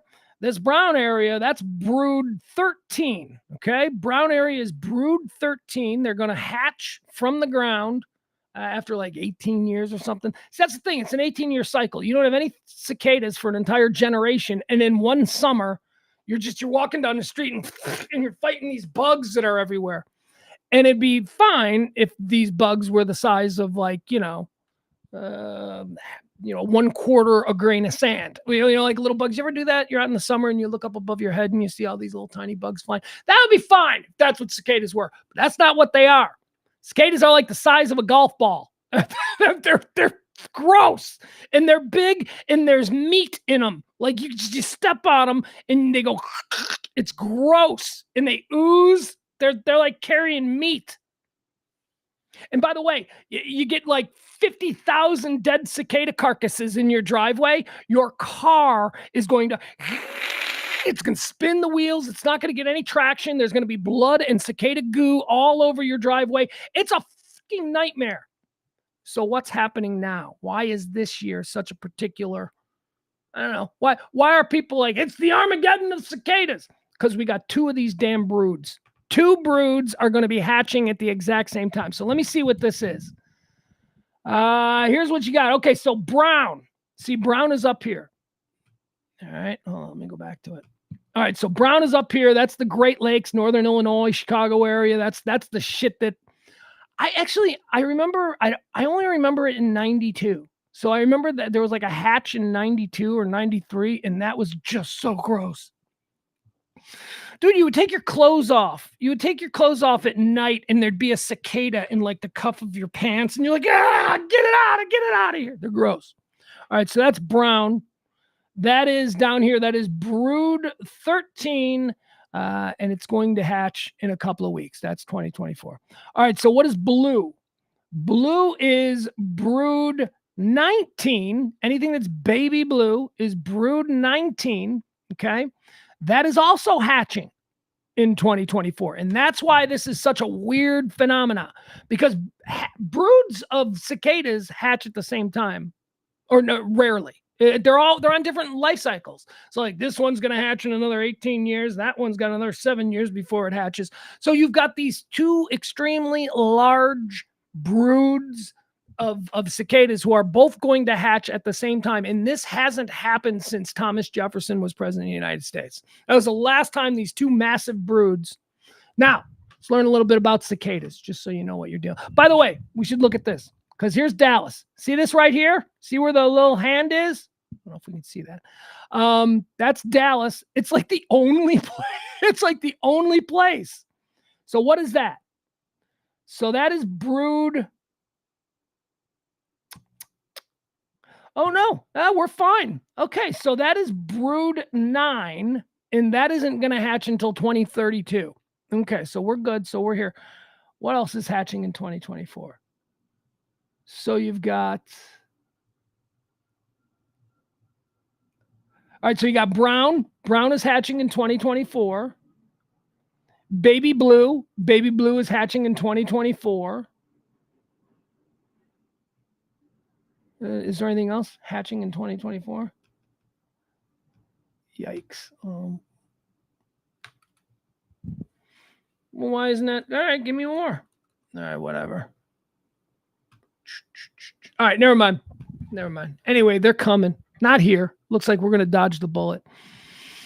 I'm going to take my kid home to probably Chicago this summer. That's the plan. We're going to go home for a couple of weeks and do that, because we always have such a good time there. But he'll get introduced to cicadas. He'll be like, this is nuts. Because we're going to go to his grandma's, and I'm sure his grandma, because she lives on a wetland with trees and all that kind of stuff. I'm sure there's going to be cicadas everywhere. Let's learn a little bit about cicadas. Let's see here. What do we need to know? They're weirdos. That's what this article is called. It says cicadas are weirdos. Here's what you need to know. Cicadas are nature's weirdos. They pee stronger. Okay, that's the thing about them. They pee. Yeah, they're like animals, dude. They're more like birds than they are bugs. They're like if you took half of bird DNA and half of a flying cockroach DNA, and that's what you'd have. But they pee. They urinate stronger than anything in the animal kingdom. The force of their urine comes out. I don't know who the hell, what doctor, what researcher made this discovery. But how weird is that? All right, so here's a couple of fun facts about cicadas. The periodical cicadas that are about to infest many parts of the United States aren't just plentiful, they're downright weird. These insects are the strongest urinators in the animal kingdom, with flows that put humans and elephants to shame. They have pumps in their heads that pull moisture from the roots of trees, allowing them to feed for more than a decade underground. So that's what they do. They go underground. Here's what happens. All right, so here's what a cicada does. They go underground and they start feeding off tree roots under the ground for like a decade, right? And then after a decade, they make their way up to the ground and they come out of the ground. It's freaky. I've seen it in slow. There's probably a YouTube video that shows this. It's freaky. They come out of the ground. But again, you got to understand, it's not just 5. It's like 5 billion of them, and they're everywhere. You will clean up cicadas with snow shovels. You will have a snow shovel, and you'll be shoveling cicadas off of your driveway. It's gross. All right, so also they have like a sexually transmitted disease that they get, and it turns them into zombies. They're basically like dead, but they're zombies. But they're not. They're dead. I don't know what that means. What else do they do? Oh, also, here's another thing that you can expect with cicadas, okay? If there is a cicada bloom in your area, you are going to have the worst mosquito summer ever. It's going to be a terrible summer for mosquitoes. Here's why. Because the cicadas are slow and stupid, and they don't really have any defense mechanism. They're supposed to just live on. All they come out to do is shed their skin. They shed their husks. That's what you slip on and all that stuff. And then they try and mate. And once they mate, then they go back underground or whatever. I don't know. They get eaten. But here's the thing about mosquitoes. All of the things that typically eat mosquitoes aren't going to be eating mosquitoes while the cicadas are around, because the cicadas are a much better meal, and it's free and it's easy. Mosquitoes fly around. They're quick. Cicadas just lay there like, hey, I'm just looking to get laid. That's all they're interested in. So everything comes and eats them. And whatever predators would normally eat these bugs that irritate us in the summertime, nope, they're going to be full. They ain't eating any of those bugs this year. They're going to eat all the cicadas. Let me see. Some pictures. Let me show you some pictures of these little monstrous creatures. Seriously, I can't tell you enough how awful they are. All right, I'll go through some of these pictures. Boom. All right, so we'll give you some pictures here. All right, look at there's a little fucker. Look at this little gross monster. Okay, let's see what it's doing. Let's play it. Commercial. Nope, never mind. We'll just look at pictures of cicadas. I ain't watching no stupid commercial. Look at that guy. That's him. He's just gonna sit on the grass. You're not gonna be able to walk barefoot through the grass this summer. It's just so gross. Get like blood on your toes. Look at these things. These little monsters. Well, that's kind of a little one. That looks like a bumblebee. They get much bigger than that. There's the holes. These holes are going to be all over the yards. That's where they come from. They just come out of the yards. Out of the hole. Fucker. I don't know what he's doing. What is he, underground? I hate that guy. All right, moving on. There you have it. That's my little thing on cicadas. They suck. It's more of a Midwestern thing, I guess. But anyway, going to be a bad year for cicadas. How about this story? This was a story that was trending today that I thought was fascinating. This comes to us from the Wall Street Journal. Had a big article today about Gen Z, of which my son is a member of, although at the very tail end. Gen Z has a new nickname, and their new nickname is the Tool Belt Generation. Gen Z, the Tool Belt Generation. Why is this? It's because more and more numbers of Gen Z, and I applaud this, more and more in Gen Z than in either of the previous two generations, being Gen X and Millennial, are turning to the trades. That's right. They're not getting desperately deep in financial distress by taking out absurdly predatory college loans and all of this nonsense for a degree that is just going to have them working at Starbucks. No, that game is over. Gen Z seems to be leading the charge. Gen Z, you know what it's a good time for? DeVry. I don't know. I don't know if they can buy stock in DeVry, but apparently, according to this, trade schools, more and more Gen Zers are turning to trades. And like I said, I applaud it. World doesn't need any more philosophy majors. Okay, you know what we could use? We could use more air conditioning repair guys, because when your air conditioning goes out in July, and they tell you it's gonna be 5 hours, you wish there were more people that knew how to do this shit. That's what's happening with Gen Z. And God love them, man. Seriously, we got to start doing things. We got people with skills. America needs more plumbers, and Gen Z is answering the call. Long beset by labor crunches, the skilled trades are newly appealing to the youngest cohort of American workers, many of whom are choosing to leave the college path. Rising pay and new technology in fields from welding to machine tooling are giving trade professions a facelift, helping them shed the image of being dirty, low-end work.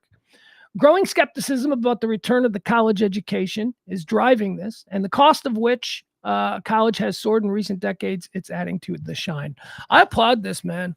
I really do. Because, I gotta be honest with you. If we are talking about my friends, like the group of dudes that I hung out with, right? Group of dudes that I hung out with. We all went to college, except for two of us. One of them I've lost track of. We all went to college, except for two of us. And everybody went to college, got a degree, business administration, or, whatever, communications, whatever it was. They got their degrees. And then they went out and they got a job. A white-collar job that comes with health insurance, and you've got to wear a suit every day. They got a real job, which, not great pay. They don't love their work. They hate it. That's all my friends. That's all my friends, except for one. One dude joined the military, and then when he got out, he joined an electricians union like 30 years ago. Dude is swimming in cash. That dude has the best life of all of them. The rest of them are like, oh, my company's cutting back. And he's like, yeah, no, we made like 200 grand last year. I mean, it's crazy. These tradesmen, these people, they have great jobs. They have nice lives. They go to work. They have camaraderie. There's no bullshit about, corporate America. I don't know. I'm not a fan. Anyway, I'm glad to see that Gen Z I'm glad to see that there is still a need for the trades. Because if you remember years ago when I was coming up, it was, what are you going to do? You got to learn a trade and then get replaced by a robot in 5 years? Like, that's what they were saying. And maybe that is still true. I don't know. But it seems here, Wall Street Journal is saying, no, a lot of Gen Zers are being assured that they will have careers. I mean, you can't teach a robot's not going to come into your house. Look, anything that requires you to go into somebody's house and be pleasant and, I'll fix your upstairs master bedroom shitter. And that can't be done by a robot. That's not going to be a robot's gig. Now, that dude might bring a robot. And the robot might, yeah, I think those jobs are good. Anyway, Gen Z, the tool belt generation. Now, here's a story that I heard last week. And I just thought, oh, that's a weird story. I should talk about it on the show. But then it popped up again today. It was trending on ABC News. And I'm like, wasn't that from Friday? Harvard has removed a book from its library. Tell me what you think of this. Harvard had a book in its library that was bound with human skin. It's like an old 1800s book, and when you hold it, you're like, oh, this is an interesting cover. And you're like, yeah, that's the skin of a crazy woman who died in an institution. Yeah. So Harvard is finally, after years, a whole bunch of people are like, that is so disrespectful. I can't believe. First of all, I think it's fucking awesome that they got a book with human skin. But other people didn't. People thought that was terrible. They're like, oh, it's terrible. The respect for that woman. Because I guess it was a woman. She didn't give her consent. She just died, and a doctor took her skin and wrapped a book in it. Harvard says it has removed human skin from the binding of a 19th century book in its library. Harvard University said it has removed the human skin from the bindings of a 19th century book about the afterlife that has been in its collection since the late 1930s. This decision came after a review found ethical concerns with the book's origin and history. The book, titled Des Destines de la Main, Des Destinies de la Main. French. Destinies of the Soul is what it translates to in stupid English. Destinies of the Soul was written by Arsène Houssaye, a French novelist and poet in the early 1880s. The printed text was given to a physician, dude by the name of Ludwig Bouland. Now, this dude, he bound the book with skin that he took without the consent from a body of a deceased female patient in a mental institution or an asylum, I guess they called them back in those days. All right, so that's the problem. So, and he said, hey, I bound the book in human skin because any book about the soul should be, he probably didn't use this accent, but he was like, a book about the soul should be bound in human skin. And they were like, that's fucking cool, like in 1830, while still being kind of gross. Like, okay, like what? I was trying to think, like, I think it's cool. I do. I think it's interesting. I don't know, cool. Man, I don't know how you apply the use of the word cool. I think it's interesting. Like, it's an interesting thing. This book has human skin. It's some very Harry Potter-like shit, right? That's like, it's... In the show What We Do in the Shadows, Laszlo has his favorite hat, but it's a bad hat. It's cursed, and anytime he wears the hat, bad things happen. And it's a witch's hat, and it's covered in like witch's skin or something. I don't know what it is, witch skin hat. So maybe it's bad luck. So anyway, here's what Harvard is doing now, because obviously they have money to throw around. Harvard has dispatched a team, and they're sending a team to France. Yeah, they bought plane tickets. Harvard bought plane tickets, hotel rooms, probably a per diem on rooms. They probably sent 10 people. Sent a bunch of people to France. I'm saying a bunch of people. I don't know. But they sent people to France, Paris, to consult with like priests and French historians and all of that to figure out how best to dispose of the remains. I'm like, okay, I'm right. I don't know why you're doing this. Because it's important. You got to desecrate human remains. I'm like, woman's been dead a long time. What about her? What about her, man? Okay, bigger, more important things. It's cool that they have this book. Some people don't like that they had the book. I personally think it's kind of gross, yet wildly interesting. I'd like to read the book. Don't want to touch it, though. See, that's the thing. I keep going back. Like, if you handed me this book that was wrapped in human skin, I'd probably be like, man, what kind of leather is this?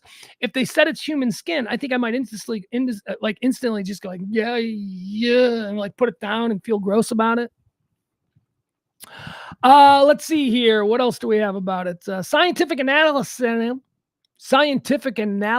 done in 2014 confirmed the binding was made of human skin. Gross. In its statement, Harvard said the library noted several ways in which its stewardship practices have failed to meet its ethical standards. Oh, F off, Harvard, your ethical standards. You mean you got called out for something and you're gutless, feckless wimps on everything. You never push back. You do whatever people get upset. Anything. Harvard is just legendary for crumbling.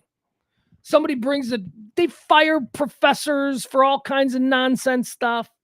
There's a book with human skin, Harvard. Well, we've assessed that we did something wrong. Fuck you, Harvard. I hate Harvard. I hate everything about it. I hate people who went to Harvard. All right, we're done with the human skin story. I'm swearing a lot today. It's funny, because over the weekend I was thinking that I should stop swearing, that I probably shouldn't be quite as vulgar on the stream, because, then, it won't expand if you're vulgar. But I'm like, this show hasn't expanded in 2.5 years, so why do I think it's going to expand now? Here's a good story. Not a good story. This is a shitty story, but it ends good because it's exactly the way I want it to end. Do you guys know who Michael Stuhlbarg is? Michael Stuhlbarg. He's an actor. He's not just an actor. He is an incredible actor. He is a that guy actor. So I got to show you a picture of him. He is a that guy actor of the highest proportion. Everything that he does, he is awesome in. I don't want to be on this page. Screw me. Hold on. He had an incident in New York City over the weekend. And he handled it like a boss. Well, I guess he handled it like an actor who oftentimes plays tough and difficult characters. All right, here's Schulberg. All right, so this guy right here. He's awesome. He's good in everything. He was in a season of Fargo. He was in, if you watch the Fargo TV series, he was the star of the season that had, who's the Scottish actor who was in Star Wars? He played Ewan McGregor. He was the, there we go. He was in the season that starred Ewan McGregor as twins. All right, this dude, here he is. All right, so this is Michael Stuhlbarg. All right, there you go. That's Michael Stuhlbarg. I don't know if you've ever seen him. I'll give you a different picture. There he is. Boardwalk Empire. He played Arnold Rothstein in Boardwalk Empire. If you're a fan of Boardwalk Empire, he played the head mafia guy who, Stuhlbarg. He's a great actor. All right, so here, check this out. Here's what happened to him over the weekend. Boardwalk Empire actor. I'm sorry, hold on. Boardwalk Empire actor Michael Stuhlbarg chases rock-wielding homeless man who attacked him near Central Park. Here's the story.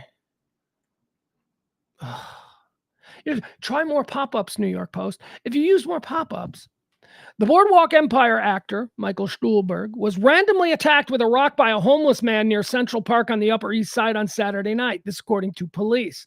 The 55-year-old was walking near East 90th and East Drive around 7:45 p.m. when 27-year-old Xavier Israel struck him in the back of the head with a rock, causing an abrasion. He was attacked less than 2 miles from where his Boardwalk Empire character, Arnold Rothstein, was fatally shot in the HBO drama series. So he's walking up the street in New York, and people say that there was a homeless dude who just picked up a rock and just whipped it into a crowd. And it hit him. It bonked him. I don't know the size of the rock. I don't know what kind of damage Stuhlbarg incurred. But apparently, Stuhlbarg turned, pointed at the guy, and then chased him down like 50 yards, tackling him on the street. This is an actor. Actors aren't supposed to do that. Actors are supposed to be, let's see here. Israel, he's the assailant. Israel, who is homeless, had previously been arrested for 2 other assaults, as well as robbery, all of which took place in January of 2022. So he had a bad January 22, where he kind of, all right, 27 years old. He's homeless. I don't know how that happens. Look, drugs, I'm guessing drugs, mental problems. That's I think the main driver of homeless people who are fucked up, who have serious like mental issues, and they should be under the care of a doctor and they should be taking medication every day. But for whatever reason, they don't. And when I say whatever reason, I mean that they don't have any insurance. So people who don't have insurance don't get diagnosed with shit. And when you've just never had insurance because you grew up with a crack mom or whatever, and you just live your life that way, you find yourself living in a box in Central Park, crazy ass, throwing rocks into crowds. I mean, there is a thing here where humans with empathy go, well, I want to be really angry at that guy for doing that, but is it really his fault? Is he just fucked up? Did he just fall through the cracks of a system? Well, you know me. I like to refer to America as a Ponzi scheme of a country. I heard a comedian say that once, and I just thought that was funny. Somebody's got to lose in the Ponzi scheme. All right. Anyway, he tackled him. He caught him. Maybe that dude will now get thrown in jail. Although probably not. He'll be released. Because, we don't have enough. We have too many. You don't need me to get into that. All right. Here's another little bit of bad news that I did not like reading this morning when I was putting today's show together. We got fans of The Boys. The Boys on Amazon, right? We all like The Boys. I like The Boys. I like The Boys so much that I even like The Boys spinoff, Gen V. Gen V is the Boys spinoff that aired last year. It's very good. It's very good. It takes place in the Boys universe, and it's set at the Gallatin University, which is a university for soups. And if you understand what the Boys are, then you understand when I use soups, what I mean by that. It's a college for soups. It's good. It was good. Gen V was very good. I was skeptical, and then I watched it, and I'm like, God damn! It's the Boys. It's the Boys writers. It's the Boys storytelling. It's the Boys. It's good, just with new characters. Chance Perdomo. He plays Andre. Andre, what's his character's name? What's his full character's name? Andre Anderson. He's the black dude, the black kid who is best. The only person of any note in, I think, this show, Gen V, is Patrick Schwarzenegger, who's, Arnold Schwarzenegger's son. He plays the main guy in the first episode who kicks off the whole plot. He gets killed or something. I don't know, whatever. I don't want to ruin it for you. But his best friend is Andre Anderson, who is played by the actor Chance Perdomo. Andre was basically the star of the show. He's a metal bender. That's his superpower. He can meld things. He's also, if you saw the show and don't remember who he is, he's the one whose dad is like a big famous superhero. He's the son of a big famous superhero dad. As a matter of fact, on the campus of this university, there's a giant bronze statue to his father. So that's sort of his storyline in Gen V. He's trying to get out of the shadow of his father. His father was a soup. What is there for him? Well, he's dead. He's dead. He died. That's unfortunate. The young actor, 27 years old, died in a motorcycle accident. Chance Perdomo dies, formerly a star of Gen V. That's all we know. We know he's 27. We know he died. He was involved in a motorcycle accident. We don't know where. We don't know when.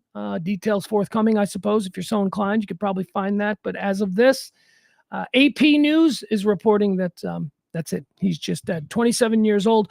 This is also, this sets back Gen V. This is another note. Gen V has now gone basically up on blocks. They were set to start filming or to do some filming or something next week. And as I said, he's kind of the star. He's kind of the central character at this point since Patrick Schwarzenegger was killed off. And now they got to rewrite everything. They got to redo. I mean, that's unfortunate. I don't mean, look, for me, season 2 of Gen V being delayed, that's not good, but he seemed like a good young man. He seemed like a cool young actor. He's one of those guys, kind of reminded me of Donald Glover in a weird way. Like, I'm like, oh, they could have gotten Donald Glover to play this role. And I'm like, yeah, but he's probably too expensive. Anyway, there you have it. Gen V's Chance Perdomo played Andre Anderson. He died in a motorcycle accident over the weekend. Here's a story from North Texas. I like this one. This is fun. This is a story that I also heard over the weekend, but I saw it today. Trending when I look at the local stories. North Texas man changes name to literally anybody else. That's his name. First name literally, middle name anybody, last name else. Changed his name legally to literally anybody else ahead of the 2024 election. This dude's hysterical. This is a dude who came up with a bit, and holy shit, he's really, he's playing the long hustle on this bit. Because here's what'll happen. Anybody who writes in literally anyone else on their presidential ballot, that'll be him. He can claim that that's for him. I don't think it'll hold up in court, but it is funny. I'm surprised he's not a DJ. What is he, a YouTuber? Is this a bit he's doing? All right, let me tell you the story. So what, there's no story? No story. It's just going to be ad after ad after ad after ad. Good job, KVUE. No, thank you. I do not want you to be allowed. Another pop-up. Would you like us to send you breaking news? No, I don't. I would not like that. Hold on. Trying to find the story. I don't know if there's anything more that can be added to that. I mean, other than Texas, he's a candidate. He's working to get more than 113,000 signatures from non-primary voters by next month in order to see his name on the ballot as an independent. Literally anybody else. So he's trying to get on the ballot. Well, that ain't going to work. It's a very ill-conceived plan, but appreciate the chuckle. Made me laugh. It's a good idea. Literally anybody else. Powerball. We still got Powerball going. There wasn't a winner last week. There's not a winner this week. Are we over $1 billion yet? Who knows? The Mega Millions was the one that was almost at $1 billion last week. Somebody won that. Some dude in New Jersey. Powerball, however, Powerball hasn't had a winner yet this year. So we're up to $1 billion. Powerball jackpot reaches $1 billion as drawings for giant prize nears. How exciting. A $1 billion Powerball jackpot will tempt lottery players Monday night. Oh, it's tonight. There you go. That's all you need to know. We don't need to do any more on that. Powerball. Get your Powerball ticket. Get out there. Get yourself a Powerball ticket. And if you win, please fund the show. That would be great. That would be wonderful. Not looking to get rich here. Just looking to keep being able to do this for you fun folks. 275 is the number this week. We need to somehow make this show, which is so sad. Because in any other life, like if I was living like a normal life and I'm like, yeah, I make $275 a week, that would be like, fuck. It'd be bad.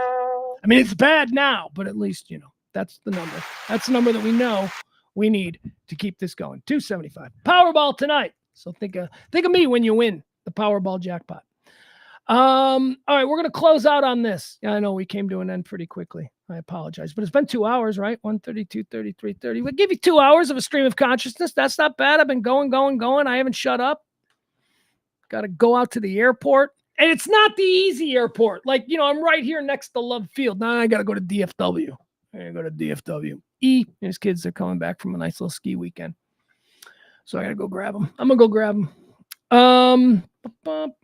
Wanted to show you guys this. This was really cool. We'll watch some video. You guys into is it UFL? I don't know. I don't even know what this new league is. It's not even new, right? It's their second year.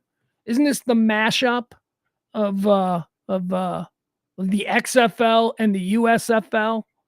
And I guess they're calling it the UF. But there's a team out there in Arlington. It's fun. I mean, it's football. Bad football. It's not even like AAA football. Or maybe it is AAA football. I don't know. Is it bad football? Does water seek its own level as far as talent?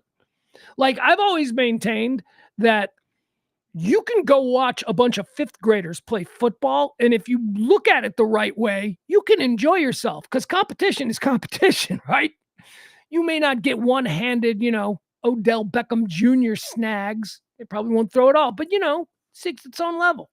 For what it is, it can be very competitive, and I don't know. I used to be a big fan of the USFL. Back in the 80s, I tried to become a USFL expert. I loved the USFL. My team was the Blitz, of course. I also like the Arizona Wranglers because the Blitz and the Wranglers traded teams. Yeah, that happened. That's the craziest thing of my child sporting life. My team, the Blitz, they didn't just trade the quarterback to another team. They traded the entire team and coaching staffs. It's hard to believe how the USFL went under, huh? Shit like that. They traded the entire team. All right. So everybody who played on the Blitz last year, they're now going to move to Arizona, and they will be representing the Arizona Wranglers. And everybody who played on the Arizona Wranglers, you're going to move to Chicago, and you'll now be wearing Blitz uniforms. Anyway, that was the USFL. I love the USFL. Got a team out in Arlington now that I can root for. But I want you guys to see this. Check this out. This is a story. This came from me. This is incredible. I gotta give them credit. The USFL, what they're calling themselves, number of their innovations from last season have been adopted by the NFL. They're going to be kicking off in the NFL now, the way they do in the UFL. Something else. There's another. I'm waiting for an ad to die. Incinerator is the ad that we're trying to. Nope, that's too big. All right, here we go. Let's watch this from the UFL. This is pretty good. This ought to make you feel good. This is a kicker. This is a dude who has not kicked since high school. And for some reason, with the game on the line, they brought this dude out. Here's his thing. He's got a super powerful leg. Like he kicks like the ball super far. His thing in football is that he's a kick-off specialist. Like he can boot the ball super far. But as far as kicking field goals, he hasn't done this since high school. I don't know how old he is now. But with the game on the line, they decided to bring him out. This is who is this? This is Michigan Panthers, St. Louis Battlecats versus the Michigan Panthers. Don't know who the St. Louis Battlecats are, but the Michigan Panthers, I believe, are the very first USFL champions. Anthony Carter played on the Michigan Panthers. Remember that? Oh, boy. What is this? Okay. All right, so let's watch this. This was pretty dramatic and pretty cool. All right. Boom. Jake Bates on to try a game-winning field goal. Okay. They're laughing. Never attempted a field goal at Texas State. Moved to Arkansas. Was a kickoff specialist. Played soccer at Central Arkansas. It's 65 This yards. is a 64-yard try. His first kick since high school. Longer Talk kick, about diving into the deep end of the pool. longer kick, 65 slower yards. trajectory. He's got to get this ball up so it's not blocked. And a timeout. He'll kick Oh, my anyway, goodness. and that would have been good. Got plenty of leg. That would have been good. All right. So 65 yards. He lines up. He kicks it. It goes right through. It's beautiful. I mean, it would have been good on a windy day. It was right down the middle, driven hard, driven far. But they iced him. They call the timeout. They call the timeout so it doesn't count. So now he's got to try it again. But the Battlehawks called timeout. The one detail that you have to remember, how high was it? Because if that ball comes out really low, you've got tall defenders that are going to reach up and get hands on it. Take a look at this leg. Ooh, that would have been high enough, Kevin. Mike Nolan told us he's got a huge leg. It's one of the reasons they brought him in, Of course. because you kick off from the 20. All The right, so here question you with go. field goals is, of course, accuracy. Yeah. Can you aim the leg where you want it to go? He did there. Remember, he told us, he said, yeah, I saw him make it, but it was on high school field goal post. Right. But it was right down the middle when he saw him. So, Right down the middle there, too. oh my goodness. And I think, like I said, I think that it's going to be high enough that it will not be blocked. Look They're at going to that. have to get a Look lot of pressure. And I think at that that. it's going to be high Jesus, man. Look at that. That's really a thing. That's pretty far. Look at how narrow that is. I love this perspective. enough that it will not be blocked. They're going to have to get a lot of pressure inside. 64-yard try for the lead. There you go. We made the first Good one. snap. Good hold. Line drive kick, and it is good. Hey, that's incredible. He made 2 in a row, this guy.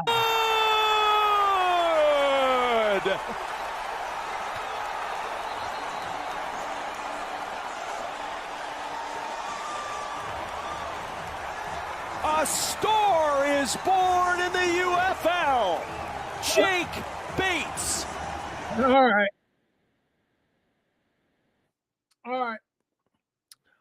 I don't know about that. A star is born in the UFL. I'm not sure about that. All right, guys, that's going to do it for today's show, today's stream. I appreciate you hanging out with me a little bit later than normal. Maybe tonight I'll do a deep dive. Please like, subscribe, follow on both the YouTube and on Facebook or Twitter or wherever it is that you follow this show, and wherever you see the reminders that, hey, that fat middle-aged narcissist is going live again. Any place that you get that from, like, follow. Although, what am I saying? You already, if you're seeing it, then I don't know how this all works. You'd think in 2.5 years that I'd have figured some of this shit out, but I haven't. Tonight we might come back and do what I'm calling a deep dive, or I'll come up with a better name than that segment. Maybe tonight. Again, I got a tooth thing I got to see somebody about tonight, so we'll see how that goes. Hi, Frankie. Frankie's there. Adam there. Who else we got? Is there anybody in the chat room that I didn't say hello to? Anybody that I wanted to make sure that we welcome? Well, I don't know. All right. That's it. Tip the show if you can. I mean, it's a pledge week. If you can help out the show this week, that would be awesome. We appreciate that. If not, we'll be back tomorrow. As of right now, we are absolutely going to do the show tomorrow at noon. However, these things change. We got people coming on the property, and I got to get the dog out of here and all of that. So whatever. But because it is pledge week, we will be doing shows all week long. And as I said, possibly even some nighttime shows, just maybe not tonight. All right, guys, that's going to do it. We're done. We're out of here. You guys are the best. I love you. Have a good night. Okay. Stay warm, stay dry. It's going to get bad out. It's looking gray right now. The bad rain, it says here, at least, let me see if I can look at this. About 7 o'clock. Okay, so we'll be good. We'll be good till about 7 o'clock. I can get to the airport and back before any of this nonsense happens. We'll see you tomorrow. And I'm done talking.